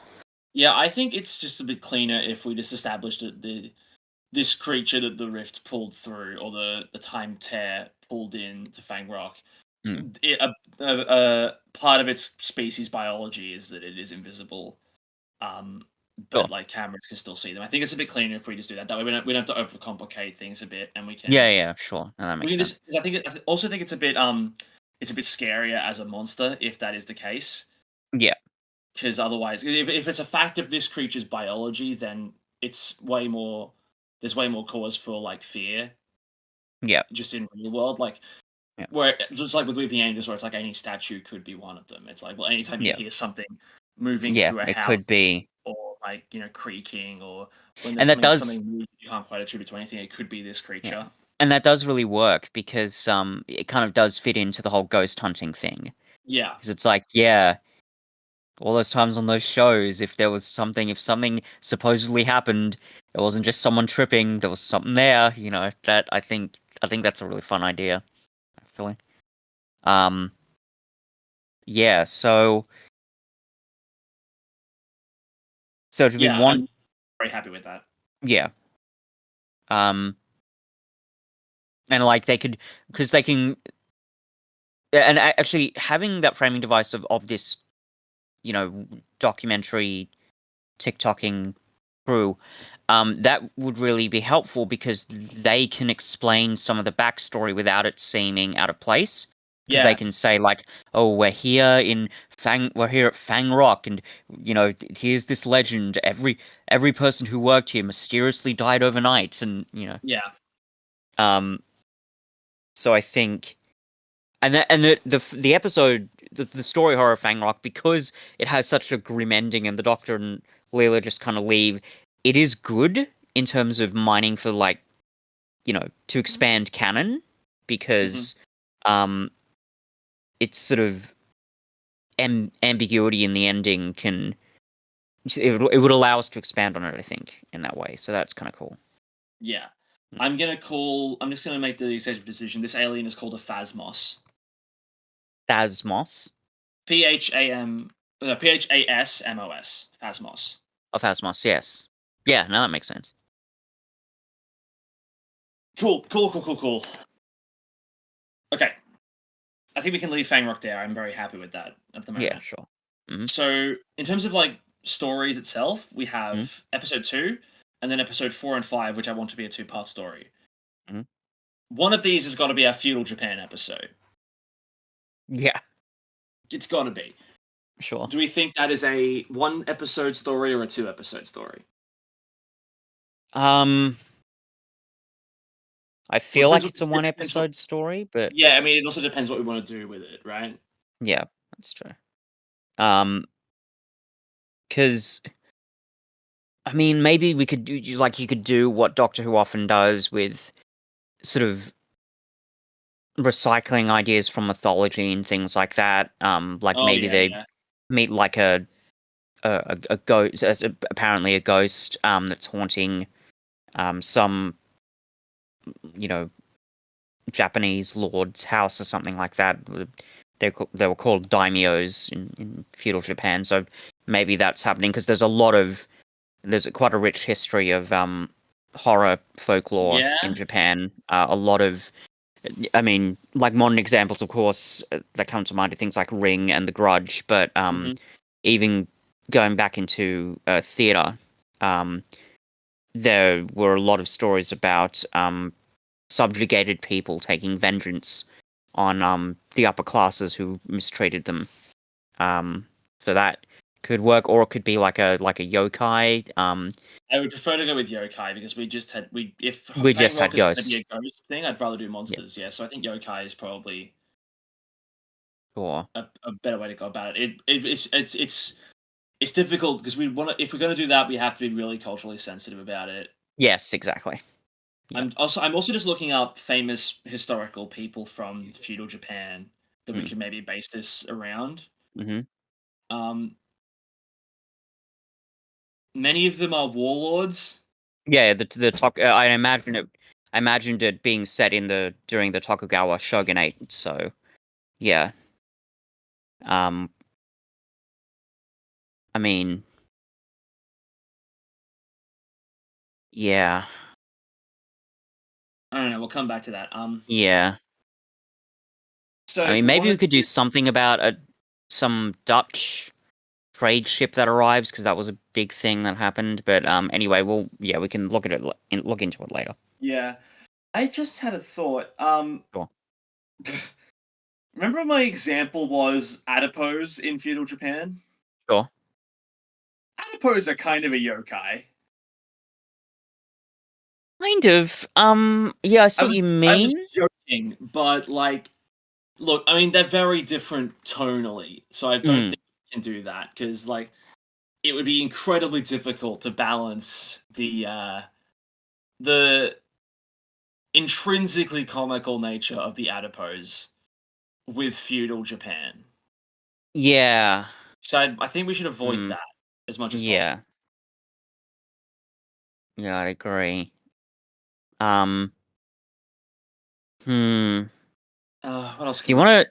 Do you want to just Let's come again? back to that. Yeah, well, Yeah, or do you want to maybe avoid the future Japan idea? Like, I understand why you kind of want to get to it, but at the very we'll leave least, it. like, Yeah, just put a let's leave it for now. I yeah, think we might. This might be a thing, but we have to do way more research into yeah. this topic Like, before we. I know a little bit about the topic, but Yeah, even the we'll save res feudal Japan for season 3. I reckon. yeah, like even the info that I know, I haven't got literally in front of me, so it's not like Cool. yeah, Yeah. um, yeah, sure.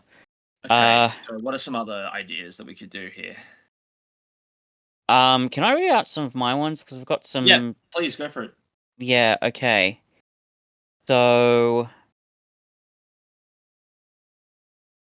Yeah, I'll just go through these in order. So just again brace yourselves because some of these are a little bit wacky. The first one is there could be an episode where the Daleks and Cybermen meet again, but instead it is a much fairer fight with casualties on both sides as opposed to Doomsday. Uh-huh. This could be a two-parter with part one ending with the creation of a Cyberman Dalek hybrid. The design could be wonderfully bizarre as the Cybermen's desire for utilitarian design and the Daleks' obsession with physical purity clash for a truly strange appearance. So, I like it. I like it, hmm, but not for this season. yeah, I'd agree. It's one of those, especially if you've already got an idea for a Dalek story in Yeah. mind, it's But one of also, those. but the other hmm, thing as well is like that is such a unique design. It would have to be our final episode threat. yeah, So I you'd want to want. save that for a season finale. I wouldn't want to blow our load on that one with like Yeah, just a two-parter in the middle of a season. yeah, that's fine. Especially if we're finally going to properly do Daleks versus Cybermen and have it be a fair fight. Yeah, which is, as you say, would be a pretty big thing. Um, so yeah, that's completely fine. Yep. Next idea. With all the time vortexes present, maybe they could be an episode where the Doctor and companions keep meeting with their past and future selves. The Doctor could be trying to keep the companions from meeting themselves, um, as this would disrupt the fabric of space-time, as well as put a psychological toll on the companions as they learn their eventual fates when meeting their future selves. Perhaps Zack and Jen could see visions of themselves from the future as being trapped somewhere in random time and space.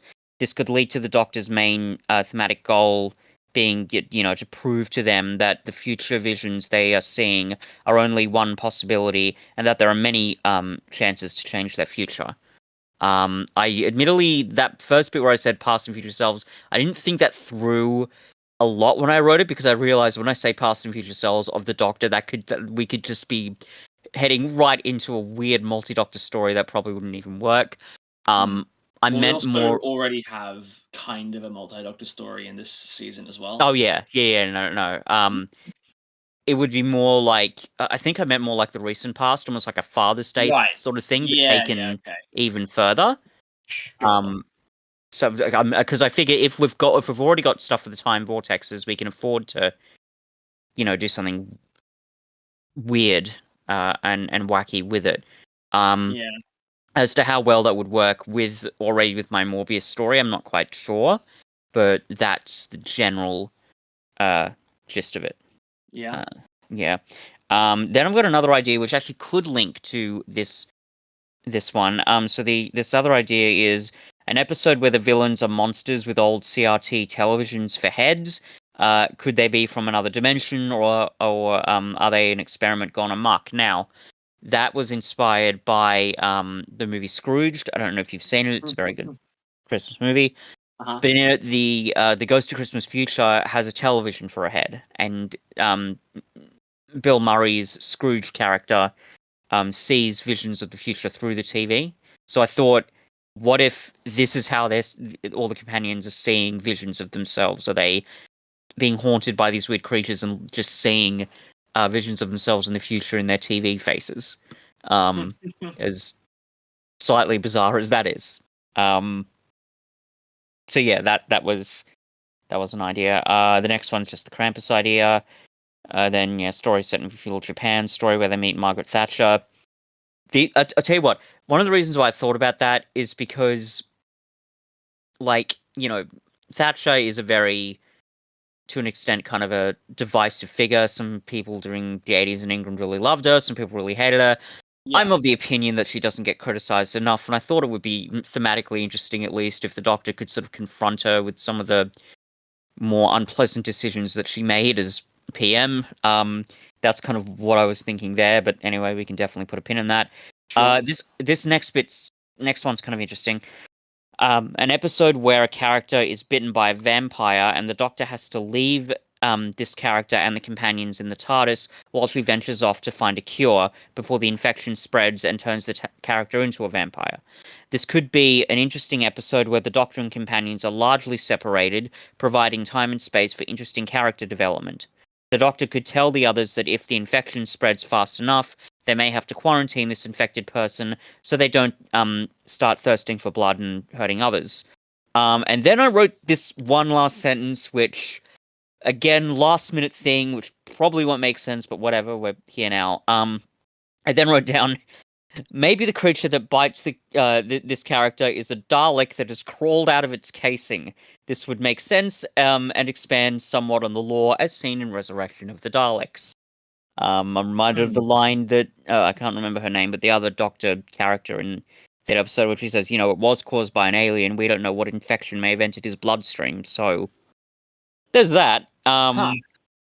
Yeah, but I think that idea of sort of separating the companions and the Doctor for a bit, and that sort of race against time, the race for the cure. I think there's something interesting there. Whether it's with a Yeah, weird space vampire or a Dalek, it doesn't uh, change that element that much. that's interesting. Yeah, Yeah. maybe. Uh, and then this is the last idea I've got, and so this idea I came up with months ago, and this is before I think I was even aware we were continuing Yeah. from our last one.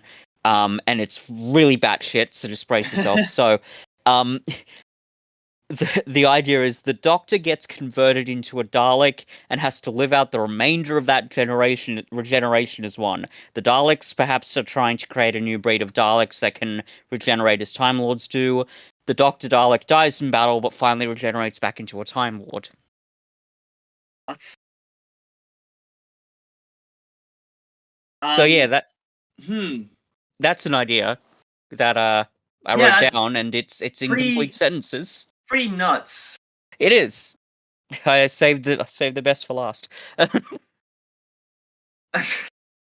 um, some of those I think could work in this Yeah, season. yeah, I realized before all of that I many years ago also wrote down. I started a document of like just loose Doctor Who story ideas. yeah. Sure. And I've pulled that up now, Hmm.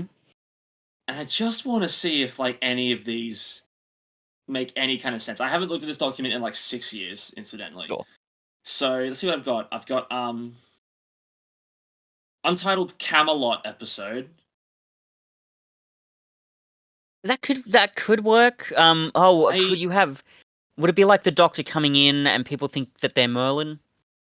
it's either that or you have this kind of thing of like through a time fissure, some kind of like alien technology has fallen through and they've mistaken it for magic. Someone's worked out how to control it, and then Camelot has kind of built up around them. Kind of like how in early Capaldi stories he encountered Robin Hood. That actually reminds me. That's actually sort of already been done. I Has it? think in the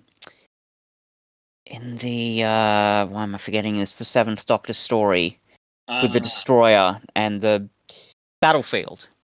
I right. think the main villain is Morgana, and there's something about King Arthur in that story. Um, So I I'm don't I'll just remember. I'm gonna double check that really quick. Yeah, Uh, Morgaine. Morgaine. Yeah, She comes from another dimension and she summons the planet-devouring destroyer in England, where she also seeks to take the sword Excalibur for herself. It's yeah, loosely based on Arthurian legend, yeah, and it yeah, features a character called Mordred. Okay, but yeah. it doesn't feature any characters Like called the Merlin the or King actual, Arthur or anything like that. Yeah, well, the Knights of the Round Table. Yeah, yeah, exactly. yeah. Okay, so yeah, no, that could theoretically work. Theoretically, we'll pencil that in. I've also got just an episode where the Doctor meets Edgar Allan Poe, Hmm. which might be less hokey than putting Hitchcock in Fang Rock. Maybe putting Edgar Allan Poe there makes a bit more sense. Maybe. Hmm. What else have I got here? Okay, this is weird. Hmm. TARDIS accidentally lands on Sontaran clone planet. Doctor just wants to get off. No evil plan. Companions destroy the place. Companions destroy. What? Yeah, I don't know what I was thinking with that one. Companions destroy the place. I Like, don't know. I don't know. Maybe I again like this was like I don't know. Like again, yeah, 6 years ago, no clue. because that sounds almost like a Looney Tunes joke. It's like, oh, we're in the factory, guys. Don't knock over that big piece of equipment, or all the shelves are gonna fall down. All those clones are Yeah. gonna disappear. So, I mean, Um. look. To be fair. there have been some pretty campy moments in Doctor Who, particularly in the RTD era, so that's not 100% impossible, but Yes. yeah, again, I think maybe put a pin on No, that one yeah, because that's definitely. a bit. I've got here a sequel to The Hungry Earth and Cold Blood.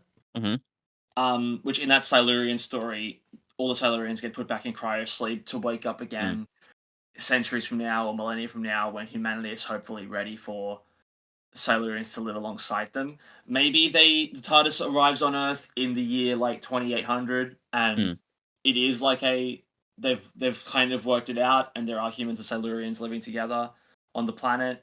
mm. Um, but then there's like splinter groups on either side being like, no, we don't want to share our planet, and it's just like that whole disaster all over again. So it's a standard-ish Silurian story, except in a world where they are like coexisting at the start, as opposed to just an idea of it. That could work. Maybe. Because and it would well one it would sort of tie in with sort of Sam's idea about sort of Yeah. cooperation between different civilizations. Hmm. And there's something quite satisfying about that because, and granted, I don't think I've seen those episodes. I may have seen part of them, but haven't actually, watched them. But it would be kind of satisfying because there is a real tragedy to the end of Doctor Who and the Silurians. So seeing that sort of come full circle and seeing a narratively and thematically satisfying ending to that, Yeah. um, would be pretty cool to see, I think. I mean, I think I'd want to be cautious about again bringing back old villains, but I think in this case it would actually be pretty justified because that Hmm. promise is so interesting and so uh could be so fulfilling. Maybe. Um, Yeah. I've also yeah, got another one written down here, and it's something that I think might be worth exploring. I'm not sure. Like, cool. it's fair warning. It's heavy. Mm, What I've got written down here is, and I know exactly what I was referring to. It's mm, a low budget episode where there's no like huge like earth ending threats or mm, invading aliens. It's just about the Doctor using time travel and the TARDIS to talk someone down from suicide, mm, and starts hmm, off with like starts off with the whole "there's more to life" thing, but then it becomes more of a no, like you're important, and we get to yeah, maybe like Christmas Ghost of Christmas Past style, where the person gets to see like moments from their life from an outside perspective, and like yeah, how they really matter to mm, people. yeah.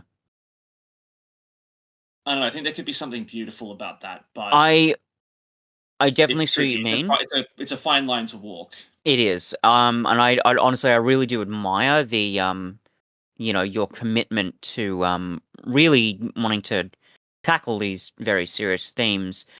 And even based on our experience with Doctor Who, yeah, it can get really, really dark at times. I wonder, and I know maybe I've said this about other stuff before, but does that seem more of a Torchwood thing? I know that it would be unlikely because Doctor Who, the Doctor doesn't show up, I think, that much or if at all in Torchwood, but could that work there? I don't know. I mean, I know like this is a Doctor Who thing we're doing, but I I don't know. think I don't know. I mean, I think that I think there is Like, a okay, way to make it work in Doctor Who. yeah, like, well, yeah, I think it's just But and also, deciding. just because it would be an episode that like tackles the subject matter way better than season 12 did it, because like they paid lip service to depression and these kinds of themes, and then only like talked about it for like 2 minutes of a 50-minute story. Oh, that's right, that happened. Yeah.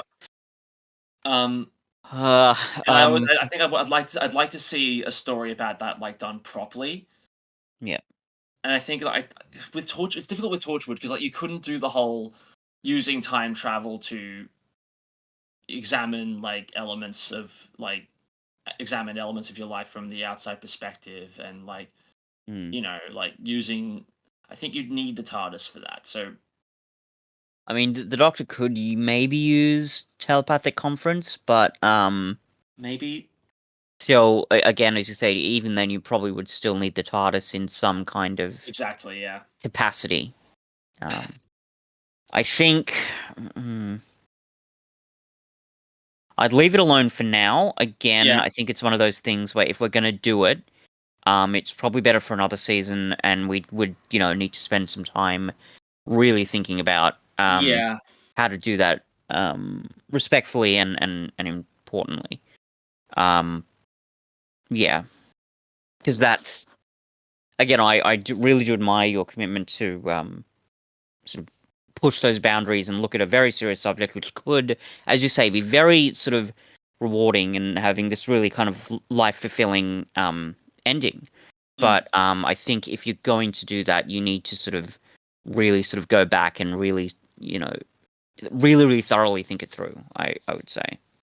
Yeah. I agree. Like this can't be an episode we put in because I read it in a 6-year-old document. Let's do it. Yeah, yeah, yeah. I agree with that. It's too um, it is by its very nature thematically too serious for it to um too serious for us to take that risk without calculating it, Yeah. so to speak.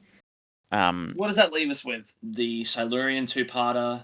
Well, it was a two-parter on my document, but it doesn't have to be in the actual thing. mm, We have Camelot as an idea, mm-hmm, Edgar Allan Poe, mm, and I think that's all for mine. Unless we mm. want to do uh, the slapstick-esque companions destroying the Sontaran clone planet, which again I still don't have any frame of reference for why those words were put on that document in that order. But there you go. And what were your ones again that we thought maybe for this season on?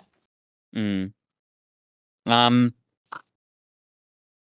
my idea with the whole injured, you know, Oh yeah, yeah, the infection.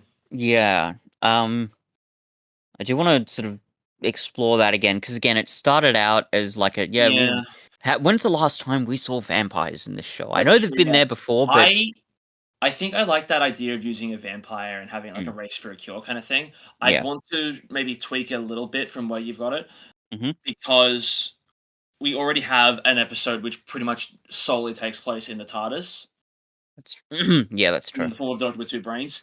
And Yep. I think we can really afford to like expand on this vampire mythos that we can flesh Yeah, out. sure. Maybe we can actually like fully set it in Transylvania Mm. and have this be There, like an origins of like the vampire mythology in our world kind of thing. there is a Doctor Who story from the classic series that deals with vampires. It's called State of Decay, where and granted it's been years since I've seen it, so I don't remember much of it, but I do know it's the Doctor and Romana go to this planet. They're in E-space, Hmm. and there's this like weird. It's almost like a royal family. They have like a court, and it's very weird and kind of gothic, which is kind of cool. And then there's a rocket ship that the Doctor and Romana inspect, and like it's leaking um like fuel. But then the Doctor takes a good look at it and he says, "This isn't rocket fuel; it's blood." So I Right. don't know if there's anything there we can use. Um, but the point is, there's a slight precedent for this. Okay. Um, yeah. Um, Um, I think again. I think this is a thing we can do. mhm. I think vampire episode, and then maybe I think either it's we'll do vampire and then either Camelot or Silurians. Sure. Yeah. I am also just going to like shuffle the order of episodes a little bit because Yeah. Yeah. the way they are, no matter what, we would be putting vampires and ghosts back to back. So Yeah. I'm going to shuffle it a little bit. I'm going to make Sam's episode the second of the season instead of the seventh, Right. and Yeah. then I'll Happy make to work. vampires episode 7. Hmm. So what are we thinking? Are we thinking like play into the vampire mythology in Transylvania way more than they have, or just have it be like an alien pathogen that presents as vampire? Yeah, I was initially thinking more alien pathogen. You could sort of do both, like if it's um in Transylvania in the say the 19th century, for example, Hmm. um you could have like some alien creature arriving on Earth that seems like a vampire and whose, pathogenic sort of disease sort of abilities mimic that of a vampire, but yeah.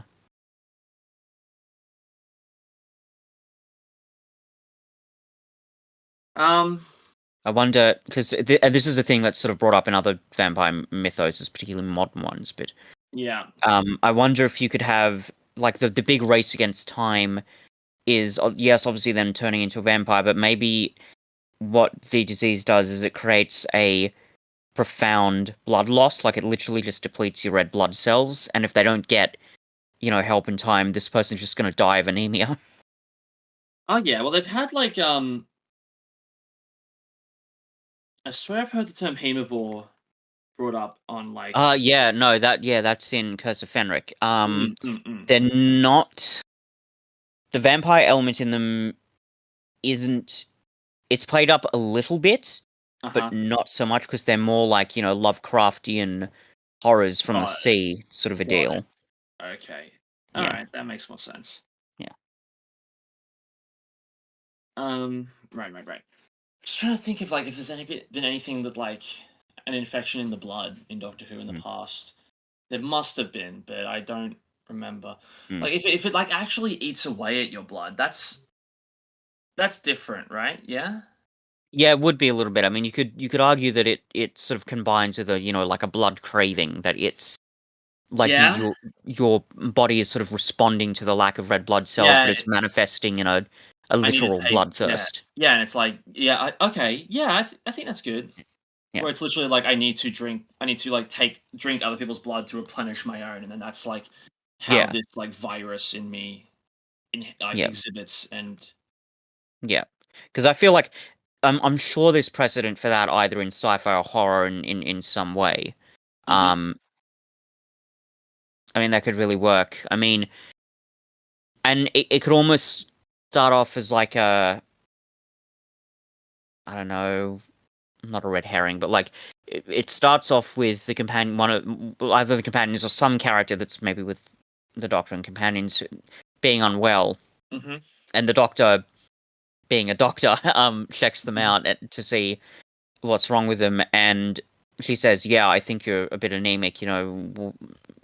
Here's some iron supplements. Go just lie down and make sure you're not, you know, Yeah, yeah, yeah. dealing with it."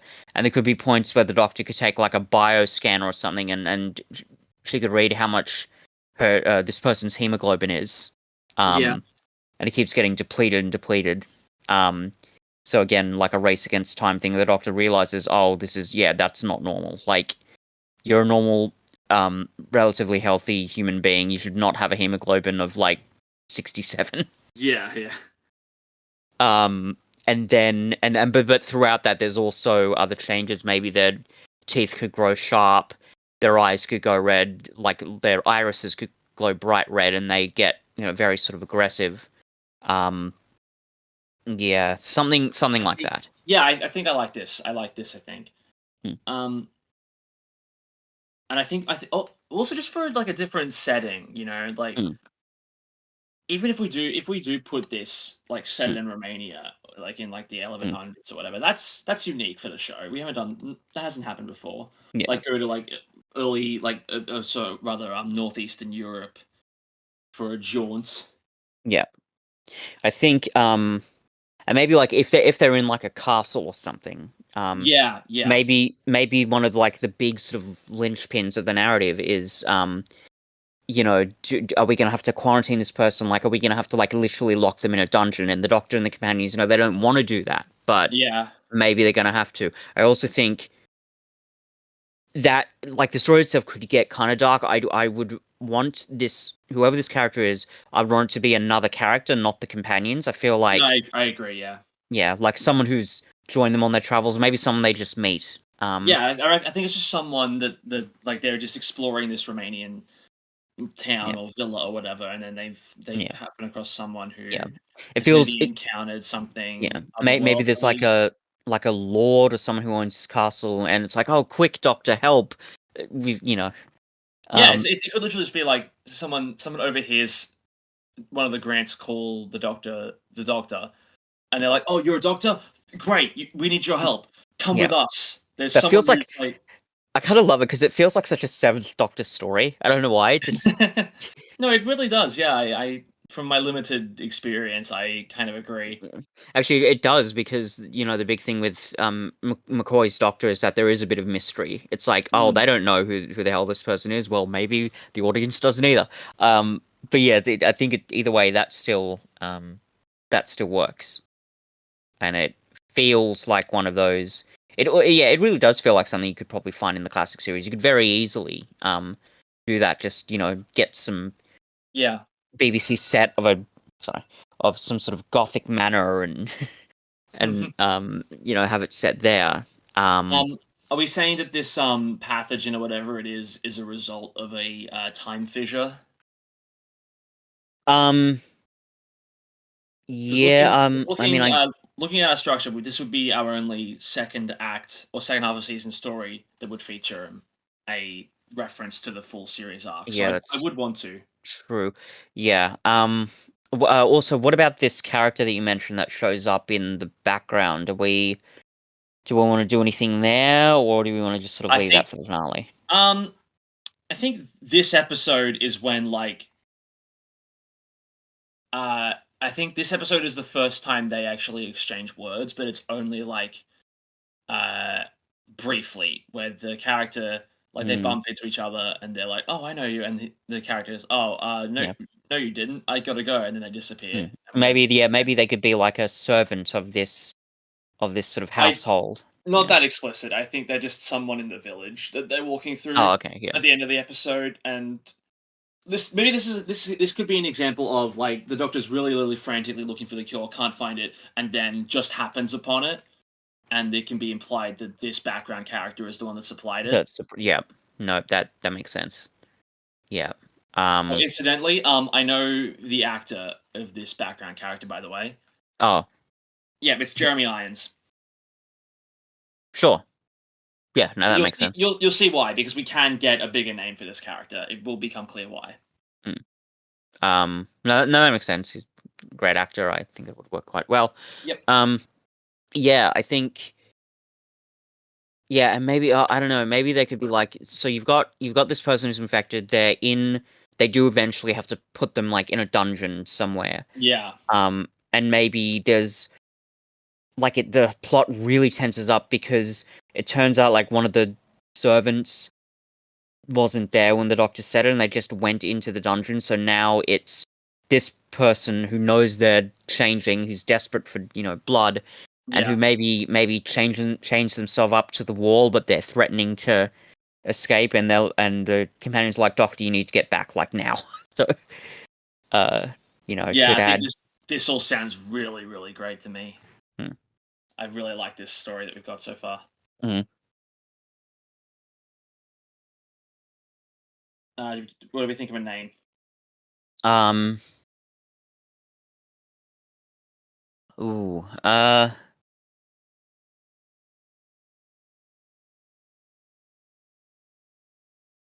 Hmm.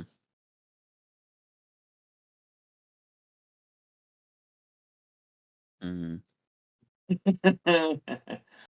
I'm just trying to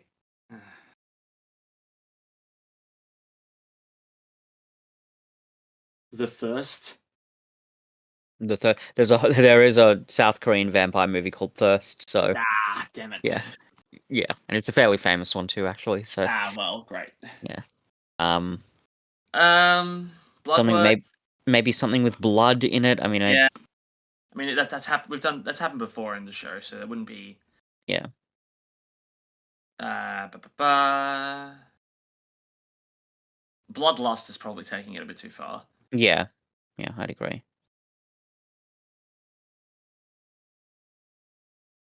Mm, We'll come back to it. mm, All right. So before we get to the two-part finale, we have our other two-parter for the season to lock in Hmm. for episodes 4 and 5, and this is where we have to decide what story we want this to be. Do we want Mm. this to be humans and Silurians living on Earth together for however long that lasts? Hmm. Because that's literally never been explored before, and Mm. I don't mean that ironically. We've never seen that No. civilization. Or misplaced alien technology creates the Arthurian mythos. Um, I think I'd side more with the Silurian story I myself. agree. I agree. Yeah, I just think again, obviously we want to be wary of when we're bringing back old, ideas and civilizations, but there's something so thematically rich about that, as you say, has never been done before. Like you have to do it. Hmm. Like I just feel compelled to explore that. And Um, I think that based on the way the other Silurian stories have ended, I would want to take this in a different direction yeah, for the sure. final episode. I don't want this to end with and the Silurians have gone back underground to Yeah, wait for another time. I think we need to end this with like whatever conflict has arisen, it gets resolved, absolutely. and like because I think that this like kind of story it's still incredibly relevant. And I Mm, think that the message of this can no longer be, well, we're not ready yet, but we will be. I think yeah, the message needs to be, no, we need to be ready now. yeah, I agree. I agree. And I think um sort of as admirable as the ending of Doctor Who and the Silurians was, I say admirable in the sense that they were willing to take the risk of making it very dark and really showing kind of the horrors of humanity, particularly embodied by the Brigadier. Because that is, I mean, I don't know if you've seen it, but the ending I is have. really just Jesus Christ. Um, but I think, as you say, I think even ethically, we're kind of almost we almost have a duty to provide that better vision of a future. And I Yeah, think, at the very least, what we would be creating would be thematically a conclusion to a story arc that's really been lasting for about over 50 years in yeah. the Well, show. I'm also like I'm picturing like the only real prominent appearance of the Silurians in modern Who so far, and that was Mm, the Hungry Earth and Cold Blood, which, in my opinion, is still the best story Chris Chibnall ever wrote for the show. And mm, that's not even by Chris Chibnall standards. I think that that mm, story is genuinely rather good. mm, But and that story ends with we couldn't be ready today, like we failed, so we need to teach our children and the next generation to be the best of humanity, so that when this happens again, it'll work out differently. Which I think for yeah. the time is a really good message for that story, and like the Mm, way that that story sets itself up, and that really works. mm, But if we're going to do a sequel to that story specifically, which I envisioned this to be initially, and we could tie it into other Silurian stories as well, but the mm, way I initially pictured it as a sequel to that story, it needs to be, well, we can't just keep passing that lesson across anymore. That lesson worked at the time, but now we need to be the best of humanity. yeah. Yeah, I'd agree with that. Especially Um, for like, the current political climate mm, with like, mm, mm, I feel like every day we get more and more divided about like this issue and that issue and whatever like yeah, issues that yeah, may pop up. yeah, And at the risk of spinning an old record, Doctor Who has always been political. So let's take this yeah, opportunity to be yeah. political. I'd agree. And it makes sense that the Doctor could come in as this sort of ambassador figure Yeah. because they've done that sort of thing in the past. And I And I think, also like the idea if we're going to like use this story to tie up a 50-year story arc, we mm, can literally have this be like the Doctor showing both the humans and the Silurians, we've done this before. Like, this mm, is, you guys have been fighting since humans evolved and Silurians first woke up. yeah, It's always the same. You guys are repeating the mistakes of the past. You are, mm, like history keeps repeating itself. mm. Something needs to change. You mean like a sort of a Zygon inversion sort of a speech? Not really. I'm imagining a different kind of speech because that Mm, speech is just about the futility of war in general. that's true. I don't see this as like a war story. I see Mm, this as more of like a because human versus Silurians is the epitome of the us versus them thing that I think yeah, is really prevalent yeah. I mean, it today. crops up again and again in Doctor Who, so I Well, think, yeah, and like the whole reason that uh, you know, religious wars and Mm, all that stuff happens is because people can't get over the us versus them, and I want to mm. like tackle that in this. And I don't think this would necessarily be like a because in the Zygon inversion, it was literally the story was literally we're going to do this to provoke a war.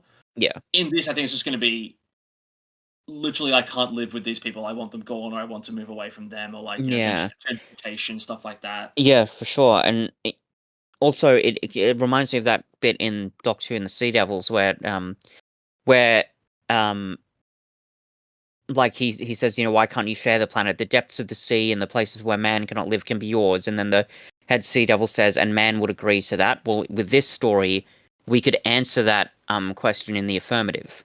Yeah, We have that opportunity, I think.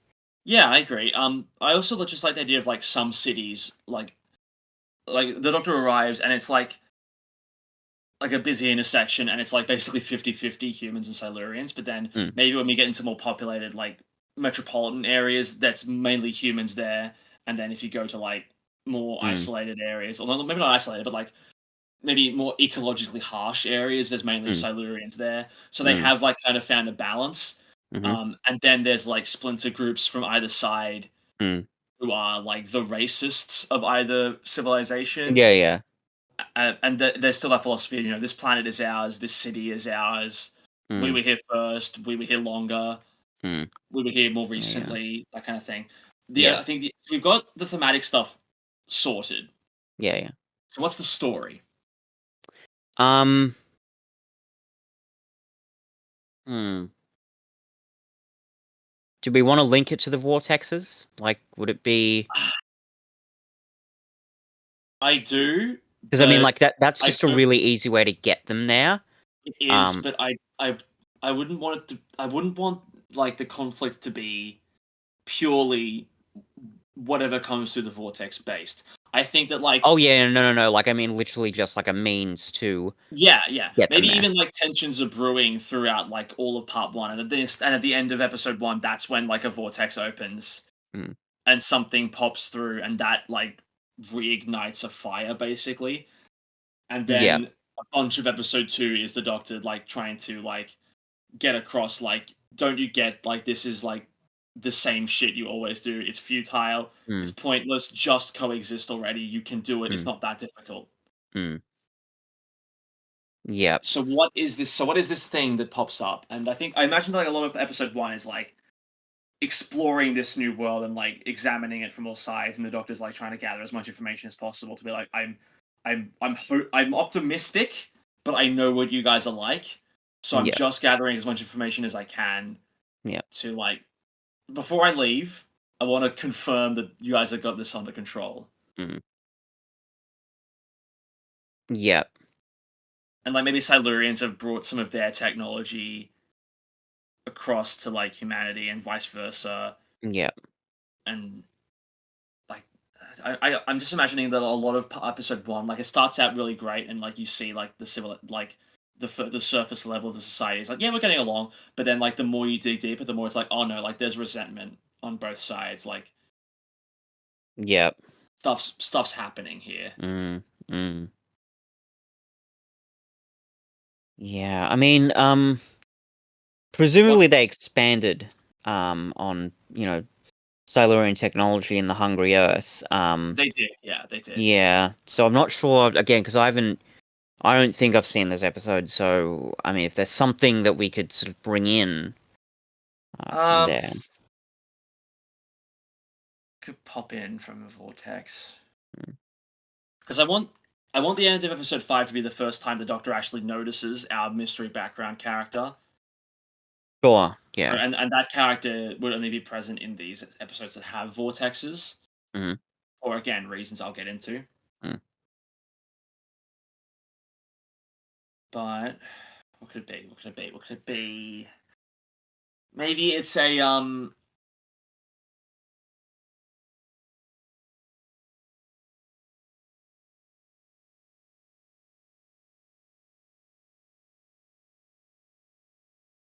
once we get over this hurdle, the rest is easy because we've already discussed Mhm, all the thematic stuff. We know where the story ends. mm. What pops through a vortex? maybe a I mean, the first thing I thought of is just like a this might bring it back to the war stuff, but maybe it's like a weapon of some sort from like some I just came far up with future civilization. with an idea. Go on then. Because in Doctor Who and the Silurians, I forgot exactly how it was integrated into the plot.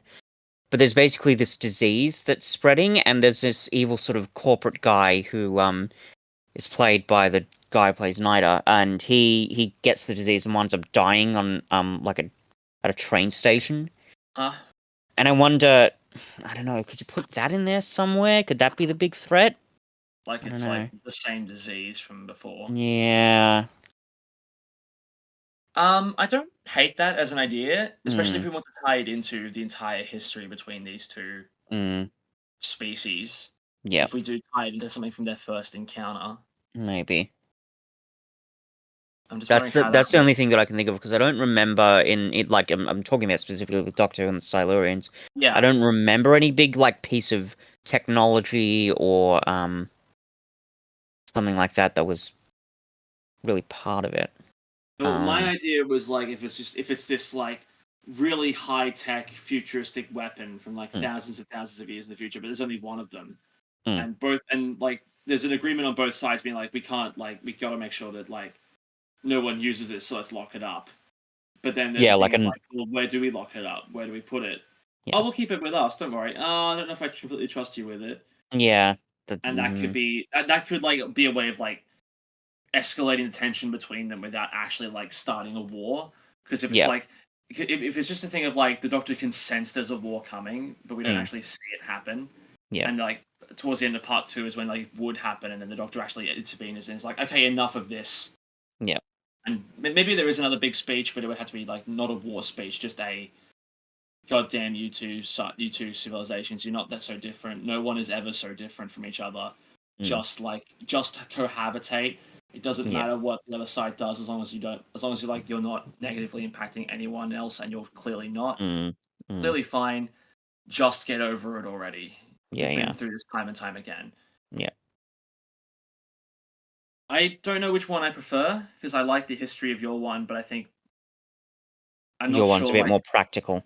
yeah, I'm not sure how your disease one like would get us to Yeah. where we need to go. I mean, unless you made it like a bioweapon, but that's its own complicated thing, I think. I mean, Um, it could be a bioweapon because mm, I think that's less of like an arms race kind of thing and more like a. I mm, think that one is more of like a. There's nothing more tense than that. I think. yeah, yeah, yeah. I suppose so. And we don't have to make it the exact disease either from the first one, as No, long no, as we no. It have it. can just be some sort of weaponized disease of some type, Yep. something that attacks the immune systems of both Silurians and humans.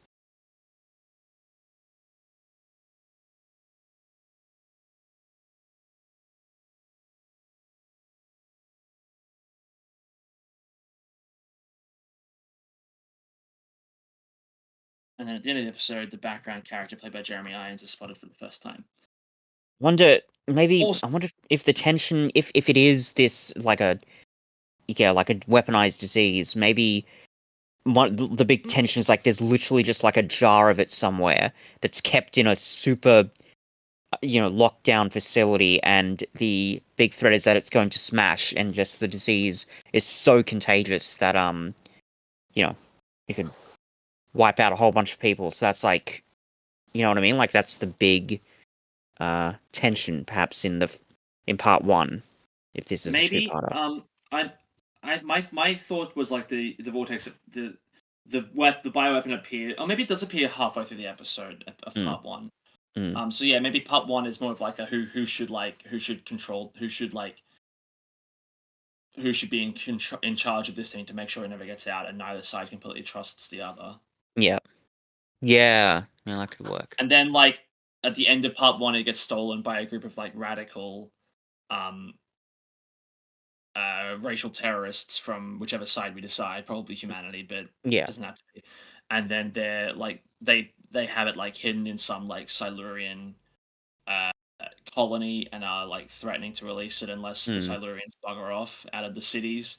Yeah. Maybe it is like a yeah, because I think if we have this idea of like the Silurians and humans, they do have their own zones where they're kind of well, zones, like areas of the planet where it's more hospitable for them, but then there are pockets of like bigger cities where they do like really coexist. Maybe Mm. these splinter groups could be like, we want like complete and total segregation of Mm. the species kind of thing.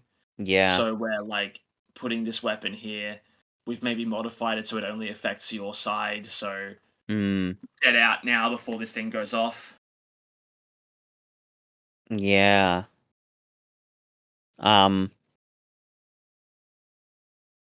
Or maybe this is a bit of a maybe a weird thing, but maybe at some point like the virus or whatever it is, the disease does escape, and maybe one side is generated like a vaccine that either side could use, but they're not sharing it with the other side. I'm not sure how that would Or maybe it might be a thing of like work. they've worked out a vaccine for like maybe the Silurians figure out a vaccine, but Mm. they need to take a little bit more time to get it like ready for humans to use. Yeah. And some people are like, yeah, that's fine, do what you need to do. But other humans are like, I don't know about that. Seems a bit dodge. Yeah. And then the mistrust obviously Yeah, exactly. Yeah. increases. Yeah, that could work. And that is the kind of like story. If that story broke, even people like it would be a real test of people, even if they weren't like initially racist. Mm. Like if it would be a test for them to go, like, well, are they? Do they mean that Mm. really, or are they just like saying that because they want to like they want the planet back? Mm. And realistically, you would go, no, of course they just need more time. But then in the back of your mind, you're always going to have that thing like, Mm. well, my ape brain is saying don't trust them. Okay, yeah, I think that's good. I like where I think, because that way Mm. there's stuff on both sides. I think I like where we've landed on this. Mm. We can figure out names when we come to our. But there's a lot of episodes that still are unnamed, so Yeah, yeah. we'll do all that at the end. All right, are you ready for the finale? I'm ready. I'm Okay, excited. so this is a two-part finale. Mm-hmm. But part one is quite different from part two. Cool. Part one is Phoebe Waller-Bridge's first Dalek story, Mm-hmm. and here's the setup: Mm-hmm.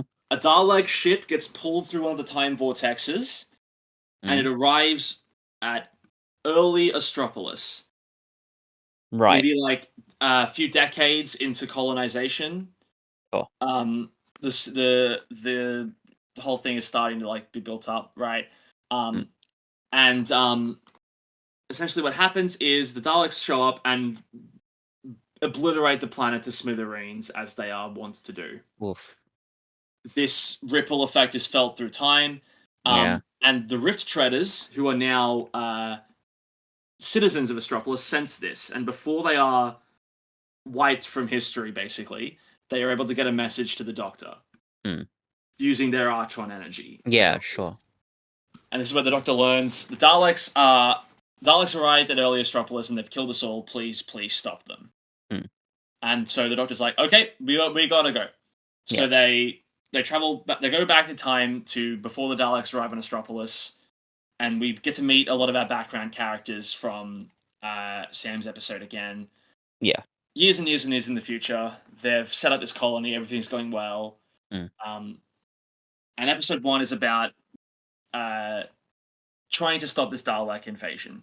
Yeah. And it's here that we really, truly, properly meet Jeremy Irons' character for the first time. Mm-hmm. He introduces himself as a time agent, Uh-huh. exploring the time agency more than Doctor Who's ever done before. As in like Captain Jack. As in Captain Time Jack. agency. He Yeah, works for okay. the same agency, yeah. Cool. And Yeah. he tells the Doctor that he was sent here by the time agency because they detected stuff the history had changed on Astropolis. It's a massive planet. There's humans there. They'd be monitoring it. They noticed something changed, so they sent Jeremy Irons to investigate. And Mm. when the Doctor asks, okay, but why were you in Romania then? Why were you on Earth in the year 2800? Yeah. He denies it. He goes, I know what you're talking about. I was never there. Mm. So then we have our first Dalek story. The Daleks rock up, and it's a bloodbath. I want to really use this episode to make the Daleks scary again for the first time in a while. Yeah, sure. So they are shown to be complete and utter killing machines. Mm. There's very little the Doctor can do. Like she manages to save like small pockets of people, Mm. like by basically rushing them off the planet before the Daleks can do anything. But there are people who are like, I don't even know Mm. what a Dalek is. You're Mm. crazy. Blah Yeah. blah blah. And the episode gets to about 5 minutes to the end, and the Doctor is like basically like consoling herself with the moral victory that Mm. many people escaped. At least I did something. Yeah. But like, this is the one thing I was asked to do. I couldn't save the Rift Treaders. Trax, I don't know. I have no idea what's happened to Trax now. Mm. Like really down in the dumps and like really like feeling sorry for herself. Yeah. And then the Daleks appear and corner the Doctor. The companions are the Doctor is like basically trapped the companions in the TARDIS so that they are out of Daleks' line of fire. Yeah. They're out of harm's way. Hmm. The Doctor then like faces down the Daleks and has her first like real big Doctor speech against the Daleks for the first time, really playing up the history with them. It's like, time and time again, I've beaten you before, and the Daleks bite back. Well, not this time. We've won. Astropolis is dead, and they have their back and forth, and the Doctor is able to like basically what she's done is she's rigged a thing on the Dalek ship that is like it's going back to your own time. You better like get back on board or you'll be stranded. Sure. They begin to leave, but before they do, they shoot the Doctor. Ooh. So the Doctor has been shot by Dalek weapons for the second time in her life. Yeah, I was gonna say, oh yeah, where are you going with this stuff? The Daleks disappear, Uh-huh. presuming the Doctor to be dead. With the Daleks gone, the TARDIS releases the Grants. They pull her back inside the TARDIS. Doctor begins to regenerate. Doctor does regenerate into Jeremy Irons. And this is where we learn he was lying before. He's not a time agent. He's the Doctor. And episode 2 becomes, okay, I think I can still do this. I think I can still save Astropolis. Mm-hmm. And it's about him retracing his steps, figuring out where time vortexes have appeared in the past, and gathering as much energy on them as he possibly can. Yeah. And he realizes if I can close off the vortexes at their source before they even form, I can save Astropolis. And the companions point out, well, isn't that a paradox? And he says, well, yes, but so was the destruction of Astropolis. So I'm going to create a paradox to stop a paradox that was caused by a paradox. And the Grants are like, what's going to happen there? And he says, no idea, but I have to try because there are many lives that I didn't save, and I need to rectify that. Yep, sure. And the Grants point out, well, hang on a minute. If the Daleks never arrived on Astropolis, you were never shot by them, so won't you cease to exist? And he says, yes, but don't worry, I'll just go back to being the Doctor. And the Grants say, you are the Doctor? And he says, no, I'm not. I don't know what I am. I'm this nebulous being that won't exist in a couple of hours. But I'm not the Doctor, because the Doctor needs to be saved. So the whole episode is about this, like, conversation, this, like, examination of, like, who the self is, and, like, self-worth, and, like, way more than Timeless Child ever did. Way more than that. And that works, though, because it does kind of go back to my episode, Yeah, because exactly. that's a huge thematic concern. Who's the Doctor choosing to be? Exactly, yeah. Yeah, I really like that. Yeah, that's good. Yeah, and I have a feeling that, like, this Doctor, who I think fans will affectionately call the Paradox Doctor or the Paradoctor. Yeah. Yeah, sure. The whole episode, they're, like, single-minded in, like, trying to stop the situation and save the Doctor, and they haven't taken any time to think about what it means for them. Yeah. And, it's like, putting it to the side, he's like, because the Doctor's in danger, and I need to save I need to bring the Doctor back.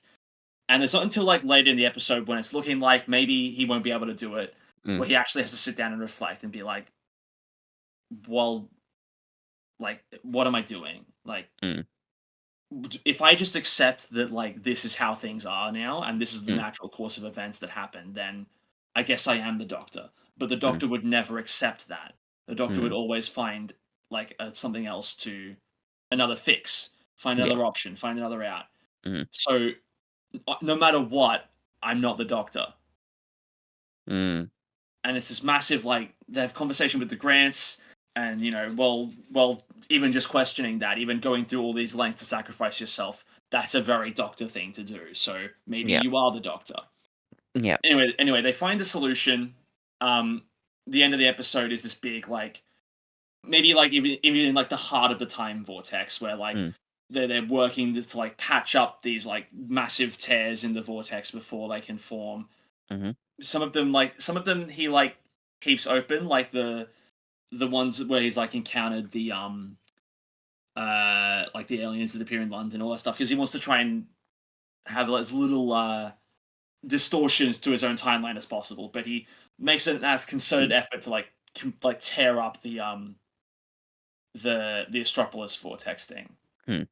Um, so he takes care of it. It's this massive like confrontation. Maybe the Daleks appear again because they're like stranded in the time vortex now. Mm-hmm. And there's a sequence where the Daleks are like chasing down the TARDIS before Mm-hmm. they can vanish back to their own timeline. And throughout the whole thing, because the tear has now been formed, the Doctor's in intense pain because his body is trying to degenerate from a regeneration that now Mm. never happened, Mm. and he's like in it's like intense agony. Yeah. But throughout the whole thing, he's like pushing through it because he's like, I need to keep going. There's people that need me. Yeah. Um, and I think it doesn't get it's just like right at the end, and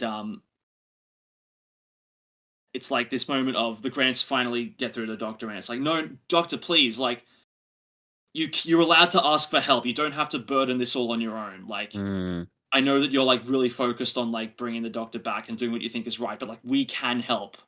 Mm. Like we're not gonna like fight back anymore. If this is what you want, we'll do it. Yeah. We can't see you like this. Just please tell us what to do. And then they help get the last bit of the thing done, where the Daleks disappear and they appear back on Astropolis. Mm. It's populated again. Maybe they're in present day now, where it's populated. Mm. Everything is like bustling. The Rift Mm. Treaders appear again. They're like, oh, you did it! You saved the day. And then Trax walks by and it's like, what happened? Like, I feel like, are you guys okay? What's going on? And they're like, oh, we did it. And then the Doctor, um, like says like walks back into the TARDIS, says goodbye to everyone, and then has a big like degeneration. It looks really painful still, like still painful, but this time like the Doctor's got a smile on his face because like I did Mm. it. Mm. This is who I am in any form. Like I'm the person that will never ever stop. Yeah. A person's defined by their actions. Yep. And then we get Phoebe Waller-Bridge's Doctor appears and is like, oh, never doing that again. So there's this big reunion, and Mm. then they have a moment where it's like, So that thing I said about causing a paradox to avert a Mm. paradox, Mm. that caused a paradox. Mm. That's going to come back to bite me, isn't it? Mm. And then And that in leads that, on to the next season. it leads on to the Christmas special, All right.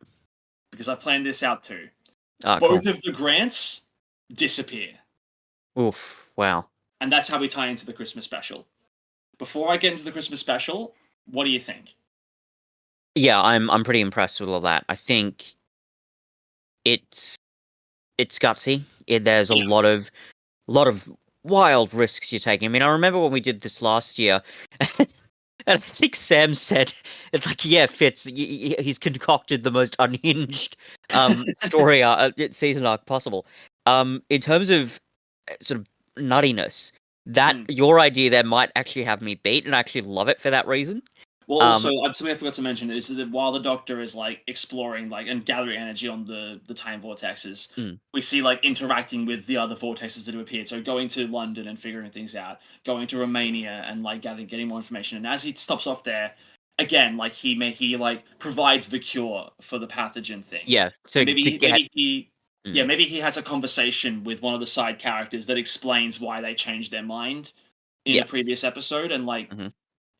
maybe like it was someone who was initially like, I'm washing my hands of this. I want nothing to do with it. Like maybe in the Return to Fang Rock episode, there was the person that was like really afraid of paranormal stuff while not Mm, believing in any of it, and at one mm, point in the finale, kind of runs away and yeah, then comes back to save the day. Maybe we learn, oh, the reason they came back is because the Paradoctor had a conversation with them and is like, no, you can do this. Your friends need you. yeah. just to like contextualize some stuff from the Yeah, from would no, and the that makes season. sense. Yeah, These are all totally in line with what the Doctor would do, and also helps thematically with the who is the Doctor? Well, the Doctor is the person who does these things, and it's really good.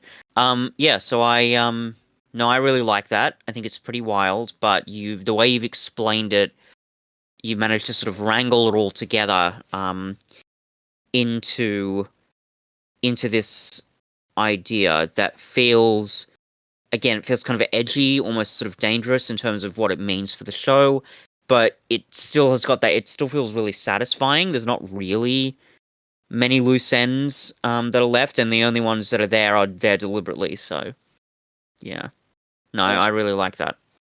Okay, so Christmas special. Mm, And I want to use this episode to end the story of the Grants. sure. New companions for our next season. Mm-hmm. Um, so the Grants have blipped out of the TARDIS, Mm-hmm. and we're not quite sure what that's all about. Mm, Um, and then so it's moments after that happen, and the Doctor's like, "Oh my god, what's going on here?" mm, And then they blip back in again, and they're like, mm-hmm. "What was that? What was that?" And they're sort of like they throughout the entire episode they exist in this nebulous state of like they continue to like blip out of reality and then come back. Yeah. Um, maybe it's not as like uh rhythmic or like bang bang bang bang bang like it comes and goes. But they realize it's because like the universe is trying to like restore some kind of control. Mm-hmm. And the way they figure it is because the Grants are the ones that were ultimately responsible for closing all the rifts. The time has decided that that's the problem.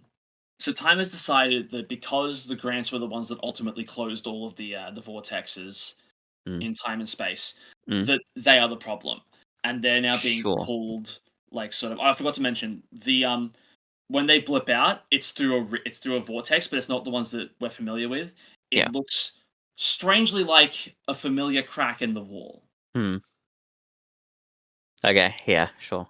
Yeah. So, basically, what's happening is the time is trying to rectify the paradox, and it's decided Mm, that the way it's going to do that is to pull the thing responsible through this vortex, and then similarly to how things were affected by cracks in the wall in the past, that thing or person ceases to exist, right. and in fact never existed, Mm, or at least doesn't exist in the memory of people and of mm. time. Yeah. Sure. So, and because the Grants were the last people to like fully close the vortexes, they're Mm, the problem. But there's a debate as to like, hang on, which one of us did it? yeah. Like, which one of us was the problem? Yeah. And which one of us rather like finished the job? And that's the person that like is going to disappear, but they're not Yeah. sure which one it is. Yeah. And a lot of the episode is like the Phoebe Waller-Bridges doctor trying to be like, okay, we can fix this, and like trying desperately all these different things. Uh, and the Grants are like for a lot of the episode just sort of in the background, and they have a scene every now and then being like, okay, this is a terrifying reality we now have to deal with. Mm, Like, and it's sort of them hashing it out and like maybe like resolving any like outstanding conflicts that they had throughout the seasons that we've known them. And it eventually gets to the point where like the Doctor has like gone through various different steps, encountered different problems, and like maybe time is like sending reapers through to mm-hmm. like stop her from doing so. Mm-hmm. Um, because we haven't seen them in ages, and this is kind of a thing that they would do. Yeah. Sure. Um, where the more the Doctor tries to intervene, the more reapers get sent through to try and sterilize the wound, because Mm-hmm. that's effectively what's going on. Sure. And then the Grants eventually realize, pull the Doctor to her senses by saying, "Doctor, please stop it. This is the same pattern that we keep falling into, where we fix a paradox with another paradox, and Mm, like there has to be a repercussions at some point. yeah. We're both okay with this, no matter what happens. Whichever one of us ends up like disappearing, Mm, we've made our peace with it. Please, can you mm, just make your peace with it too?" mm, And so rather than try and fight it anymore, the Doctor decides, you know what? you're right. There can't be any more consequences. I'm so sorry for this. And it's like, no, no, honestly, please, Mm, we wouldn't have done it any other way. mm, Like this had to happen. We're mm, happy it happened. Can we just like enjoy however long we have with each other? sure. And they do so by having a Christmas dinner together. Like Mm, they go back in time to a just any Christmas, doesn't matter which one. We can pick a special one, yeah, um, sure. and they have a Christmas dinner and they laugh, they have good times together. They like they just enjoy each other's company in a way that they really haven't Hmm. in their time on the TARDIS because they've been bouncing from one thing to another this whole time. Yeah, sure. And it's just this really like it's a nice scene, but it's also like kind of somber and bittersweet, which is something that a Christmas special has never been. Which is Hmm. why I'm doing this here because Sure. I really Yeah. want to like really like I don't want like every Christmas special to be like like either wacky or like overly happy and that kind of thing. Yeah. I think we should need to vary it up. So Yeah, they sure. had this like amazing moment together. Like it's a really powerful scene. I hope anyway. I can't just Mm, say it's powerful. It'll be written powerfully. mm, And until like eventually time catches up with them, and it's like okay, it's gonna happen. mm. And then one of them sort of like it's peaceful, but fades away and Yeah. fades out and gone forever. Mm, Um, doesn't matter which one. We can decide. I mm. think it's more powerful if it's Zachary because he was the one that was more Yeah. at odds initially. So if he finally is Yeah. like, "It's okay, I've made peace with it. You Yeah. weren't to blame." Like Mm, I wish we didn't always like yeah. disagree with each other and could Mhm, see eye to eye a bit more. But mm, so then the Doctor and Jennifer are left there. Uh, they're the only two that remember what happened because they were like mm. in the time vortex when the change occurred. Yeah. So the Doctor and Jennifer are the only ones who remember Zachary ever existed. Wow. So the back in the TARDIS, it's a little tense, Mm, and Jen says, "I'm sorry, Doctor, but like it doesn't feel right without him here. Can I please go home? I need to spend time with my family now that yeah. one of us isn't there anymore." And the Doctor says, "I completely understand. Thank you for your time." And then she materializes back at the end of season one. Mm, Joe Grant at the door of the TARDIS. Jen walks through, and Joe goes, "Where's? Oh wait, no, sorry, you're both there. Sorry, just I." And there's a bit of confusion where it's like she kind of vaguely thinks that maybe there was a third person, and then she goes, "Oh, that tracks person. That's right, yeah." Anyway, mm. how are you, Jen? How was your time? And Jen has to put up on a brave face and is like, Yeah. "Yeah, it was like great. I saw amazing things. I saw terrifying things. Mm, It was exactly how you always described it, Grandma. yeah. It was a great time." And then Joe says, "Oh, great. Well, are you staying around for a while?" And Jen says, "Yeah, I think I've had my time. I kind of want to stay here for a Mm, while." And Joe ushers her inside. Thanks to the Doctor for, "Oh, thank. It was great. Like I'm glad my grandchild got to see the universe with you. It's always mm, great having a Grant on board, isn't it?" mm, And then they says final goodbyes. Jen walks away, gives the Doctor a knowing smile, being like, "It's okay. mm, I'll find a way to recover from this. It's not your fault." And then the Doctor leaves, alone and ready for new adventures with whoever else may cross their path. mm. Yeah, I like that. I think, again, taking a lot of risks there. If Mhm. it was done in a way that's not careful enough, I think it could even thematically kind of fall apart. But the way you've described it, it's just sort of intense enough and heavy enough to work for Doctor Who. Um, Mhm. and it kind of goes back to some of the stuff that I've said before about, what is the cost of being a Time Lord and being the Doctor.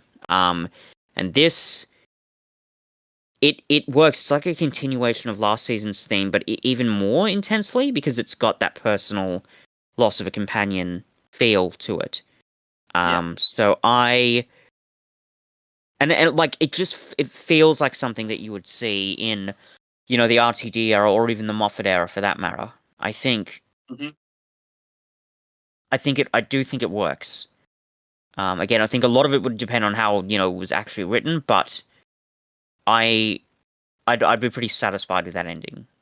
Uh, Amazing. Effectively bittersweet, I think. Yeah, I agree. I think it's and it I think it's also like it fixes a problem that we've had with modern day companions for a while, which is like whenever they tease something bad's gonna happen to one of them, like die, it's always like they find a workaround. Yeah, And like, I mean, we kind of did. We teased season one being like Joe notices that someone's missing, and then we ended that run by going, well, she thinks no one's missing. mm, But I think it's more like there's a bigger sense of finality to it, and I think yeah, people wouldn't see that coming. I think even after teasing that maybe something bad happens to one of them, people will be trying to figure out, okay, what's the workaround? How are they going to like keep both of them like safe and like? yeah, But I don't think people would expect this. mm, yeah. I think it's shocking enough to just work.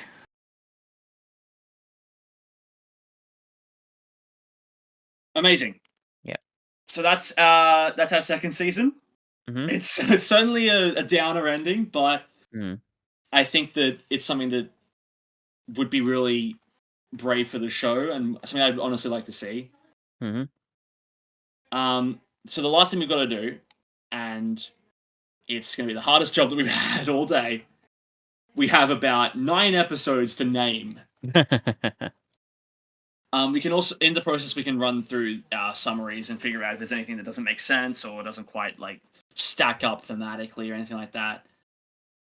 But I'm pretty happy with what we've got. Yeah. I just thought. So, did you want to go with my Krampus idea for that one episode, or what were we I doing do, there? yeah, I do, yeah. I think Okay, it. I've got an idea for a title. Okay, Krampus Claws, as in CLAUS. as in CLAWS. Got it. It's like some Krampus, pun. Krampus claws. Yep, cool. I like it. Um. Alright. So what's our next one? It's the Earth. It's the opener with there's aliens that Yeah. appear in London through a time vortex, Mm-hmm. and they decide to attack because humanity is very scared of them and doesn't give them the time of day. Yeah. Sure. Um. Um, through the vortex, maybe. Maybe. Something, something kind of generic because it is kind of like a scene Mm, setter for the. I don't think we need to go too mm. specific with this one yet. I mean, yeah. I mean, there's an episode of Doctor Who that's called the Pandorica Open, so it's not Well, like yeah. it would be that probably. Um, I mean, and it's yeah. not like they've had generic titles before. At least it's it isn't a blank of the blank Mm, story. mm. Um. I mean, it sucks that Aliens of London has already been done because Yeah. this would fit so well here. Yeah. Maybe we vary up the locale, put it somewhere other than London, so we can call Mm. it like Aliens of I don't know, uh, The Highland Invaders. the I don't Highland know. Invaders. In Well, Scotland. I don't even know. um, Mind you, there's also a story called The Highlanders, so. yeah, Aliens of Hollywood, Aliens of Los Angeles. Yeah, it doesn't have to be necessarily in the UK, I suppose. Well, the Doctor Aliens in the Outback. Aliens of the Outback. If we want to go, Oh dear. ah, boy. Mm. We're gonna be here for like half hour trying to name these. Oh dear. Um.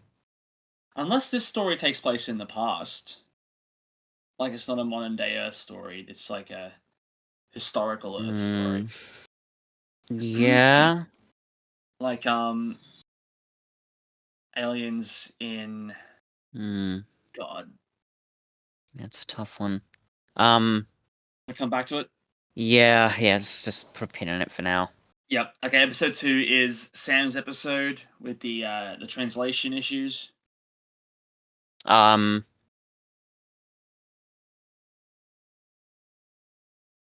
Pulling up the thesaurus for miscommunication. Hmm.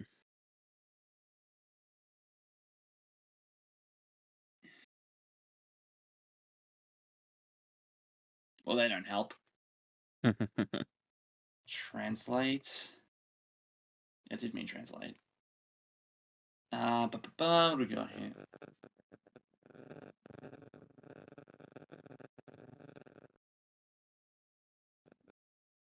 I mean, at what point do we just capitulate and just call it failure to communicate?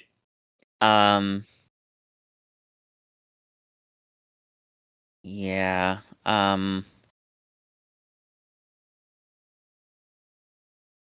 Or lost in translation, or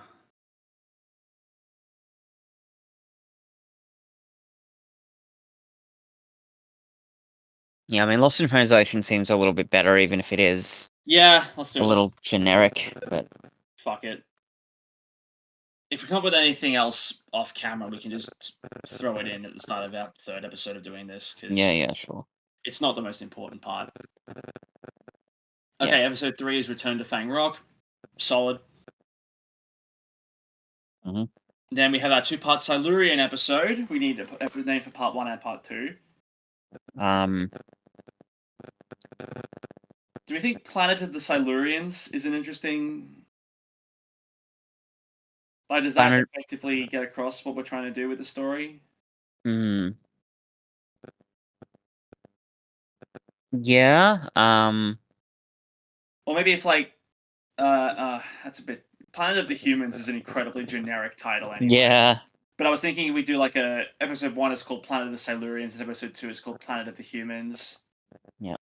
God, this shouldn't be that difficult. No, it really shouldn't be, but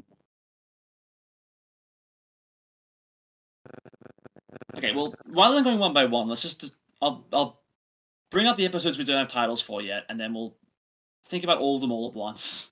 yeah. So, opening story with aliens that appear out of nowhere. Doesn't have to be in London if we can figure out a better name that makes it a different location, but yeah, the aliens that appear out of nowhere. Then we have the 2-part Silurian story, the vampire story, and then our 3 final episodes with Daleks on Astropolis, the Paradox Doctor, and then the Christmas special where the Grants disappear. Yeah. I think episode 10 I just want to call Paradox. Yeah, I think that would work. And then episode 9, we're not using the Daleks as a cliffhanger here, so I'm okay with using the traditional naming convention. Because again, I just think it's cute. So, arrival of the Daleks, appearance of the Daleks, Is there such a story called Ascension of the Cybermen? ascension of the Cybermen. Yeah, because we could do Ascension of the Daleks, I suppose. Mind you, that's mainly just because it's a fancier word Yeah, for. ascension of the Cybermen is part 1 of the Timeless Child story. God damn it, Shipsy. God damn it.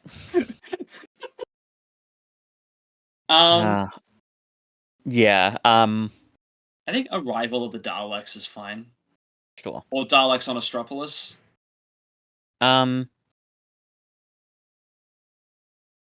Yeah, I mean that could work. I'll go Daleks on Astropolis for now. Yeah. And then our Christmas special. This one's tough because it needs to be like vaguely Christmas related, but also like not jolly. Yeah. And Last Christmas has already been taken. Thank you, Moffat.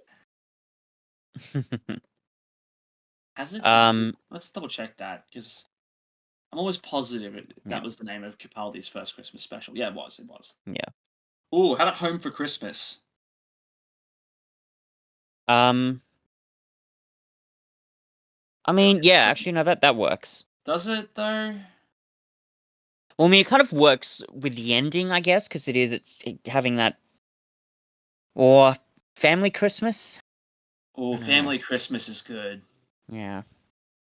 I'll put Family Christmas for now because that is like the whole like thematic thing about that story is like there's a huge family element there. Yeah. Okay, now the problem child. the problem children. Yep. The vampires, the Silurians, and our opener. Mm-hmm. As soon as we get these, I think that pit in my stomach goes away, and then it's like, okay, it's done. We've finished a really solid season of television. Yep. Yep. Because a lot of this I'm really excited about. Like even just thinking on further Mm. as we like let this season like sit with us for a while. Because that's what happened with season one. Mm. Like the more I thought about what we'd done, the more I was like, oh, this would have been really cool. Mm. Yep. Yep. Okay. The sudden invasion. Um, I was going to say invasion, but there's already a thing called the invasion, so Yep. Yep. maybe the arrival. Although I guess there is a movie called Arrival, so maybe That doesn't. I don't think that matters so much. There's also a movie called Lost in Translation, but we've that done is that true. as well. That So is yeah, I very think true. let's do the arrival because that's kind of like the whole point of like the vortexes, where it's like, oh, suddenly here they are. Mm. So that's locked in. I'm happy with that. Now the other three. What's the? Okay, I'm looking up red blood cells because I know there's something that's uh. bu- bu- bu- Hemoglobin.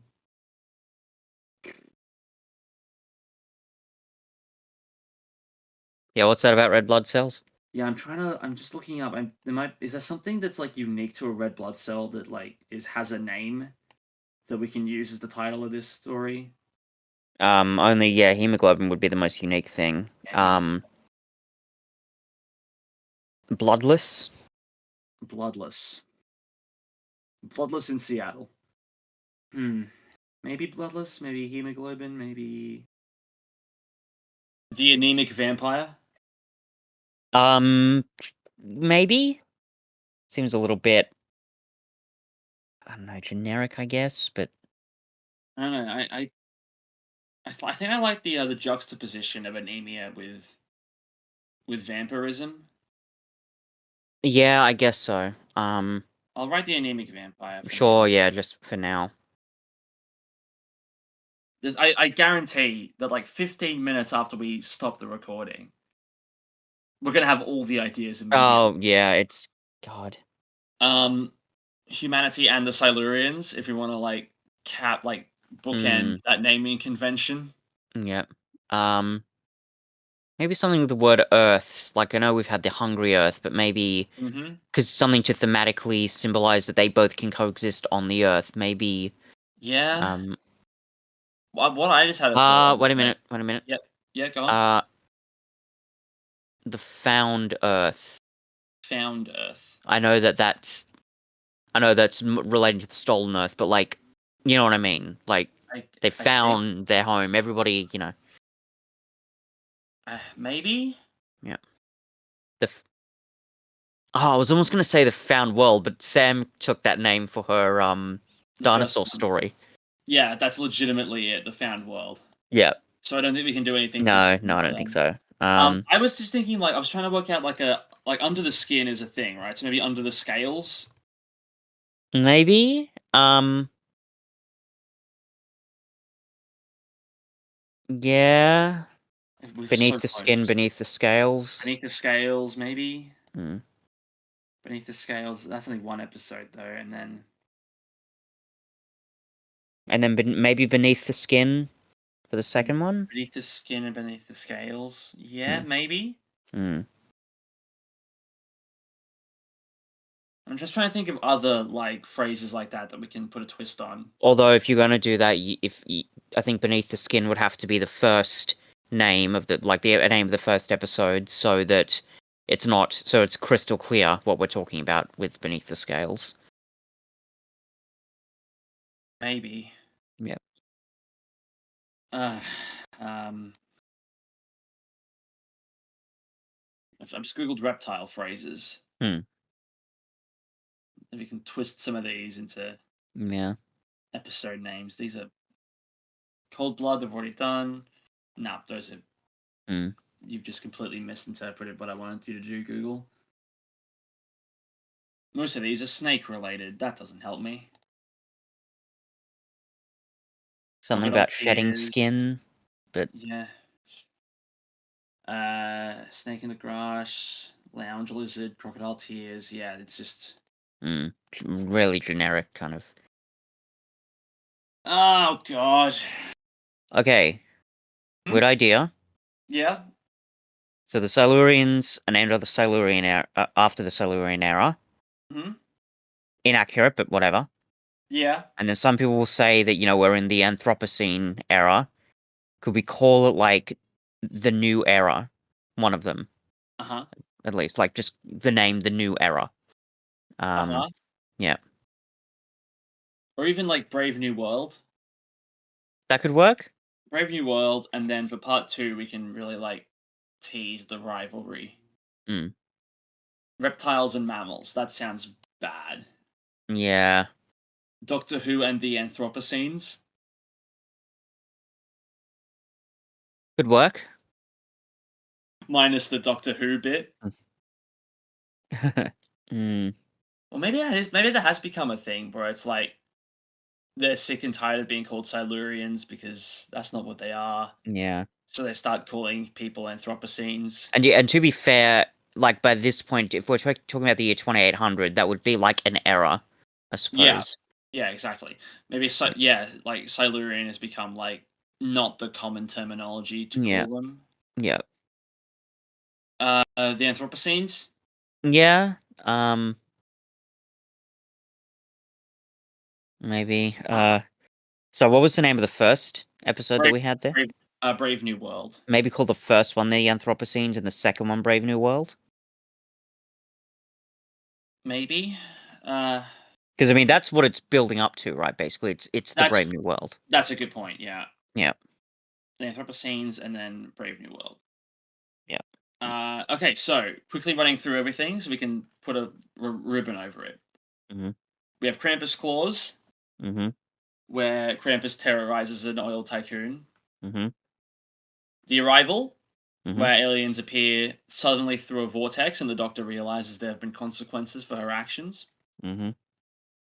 Lost in Translation, where we arrive on a colony ship leading to Astropolis and Mhm. then there's translation problems. Mhm. Return to Fang Rock, where we Mhm. see a ghost hunting crew exploring the lighthouse on Fang Rock and hunting a creature that can only be seen on film. Yep.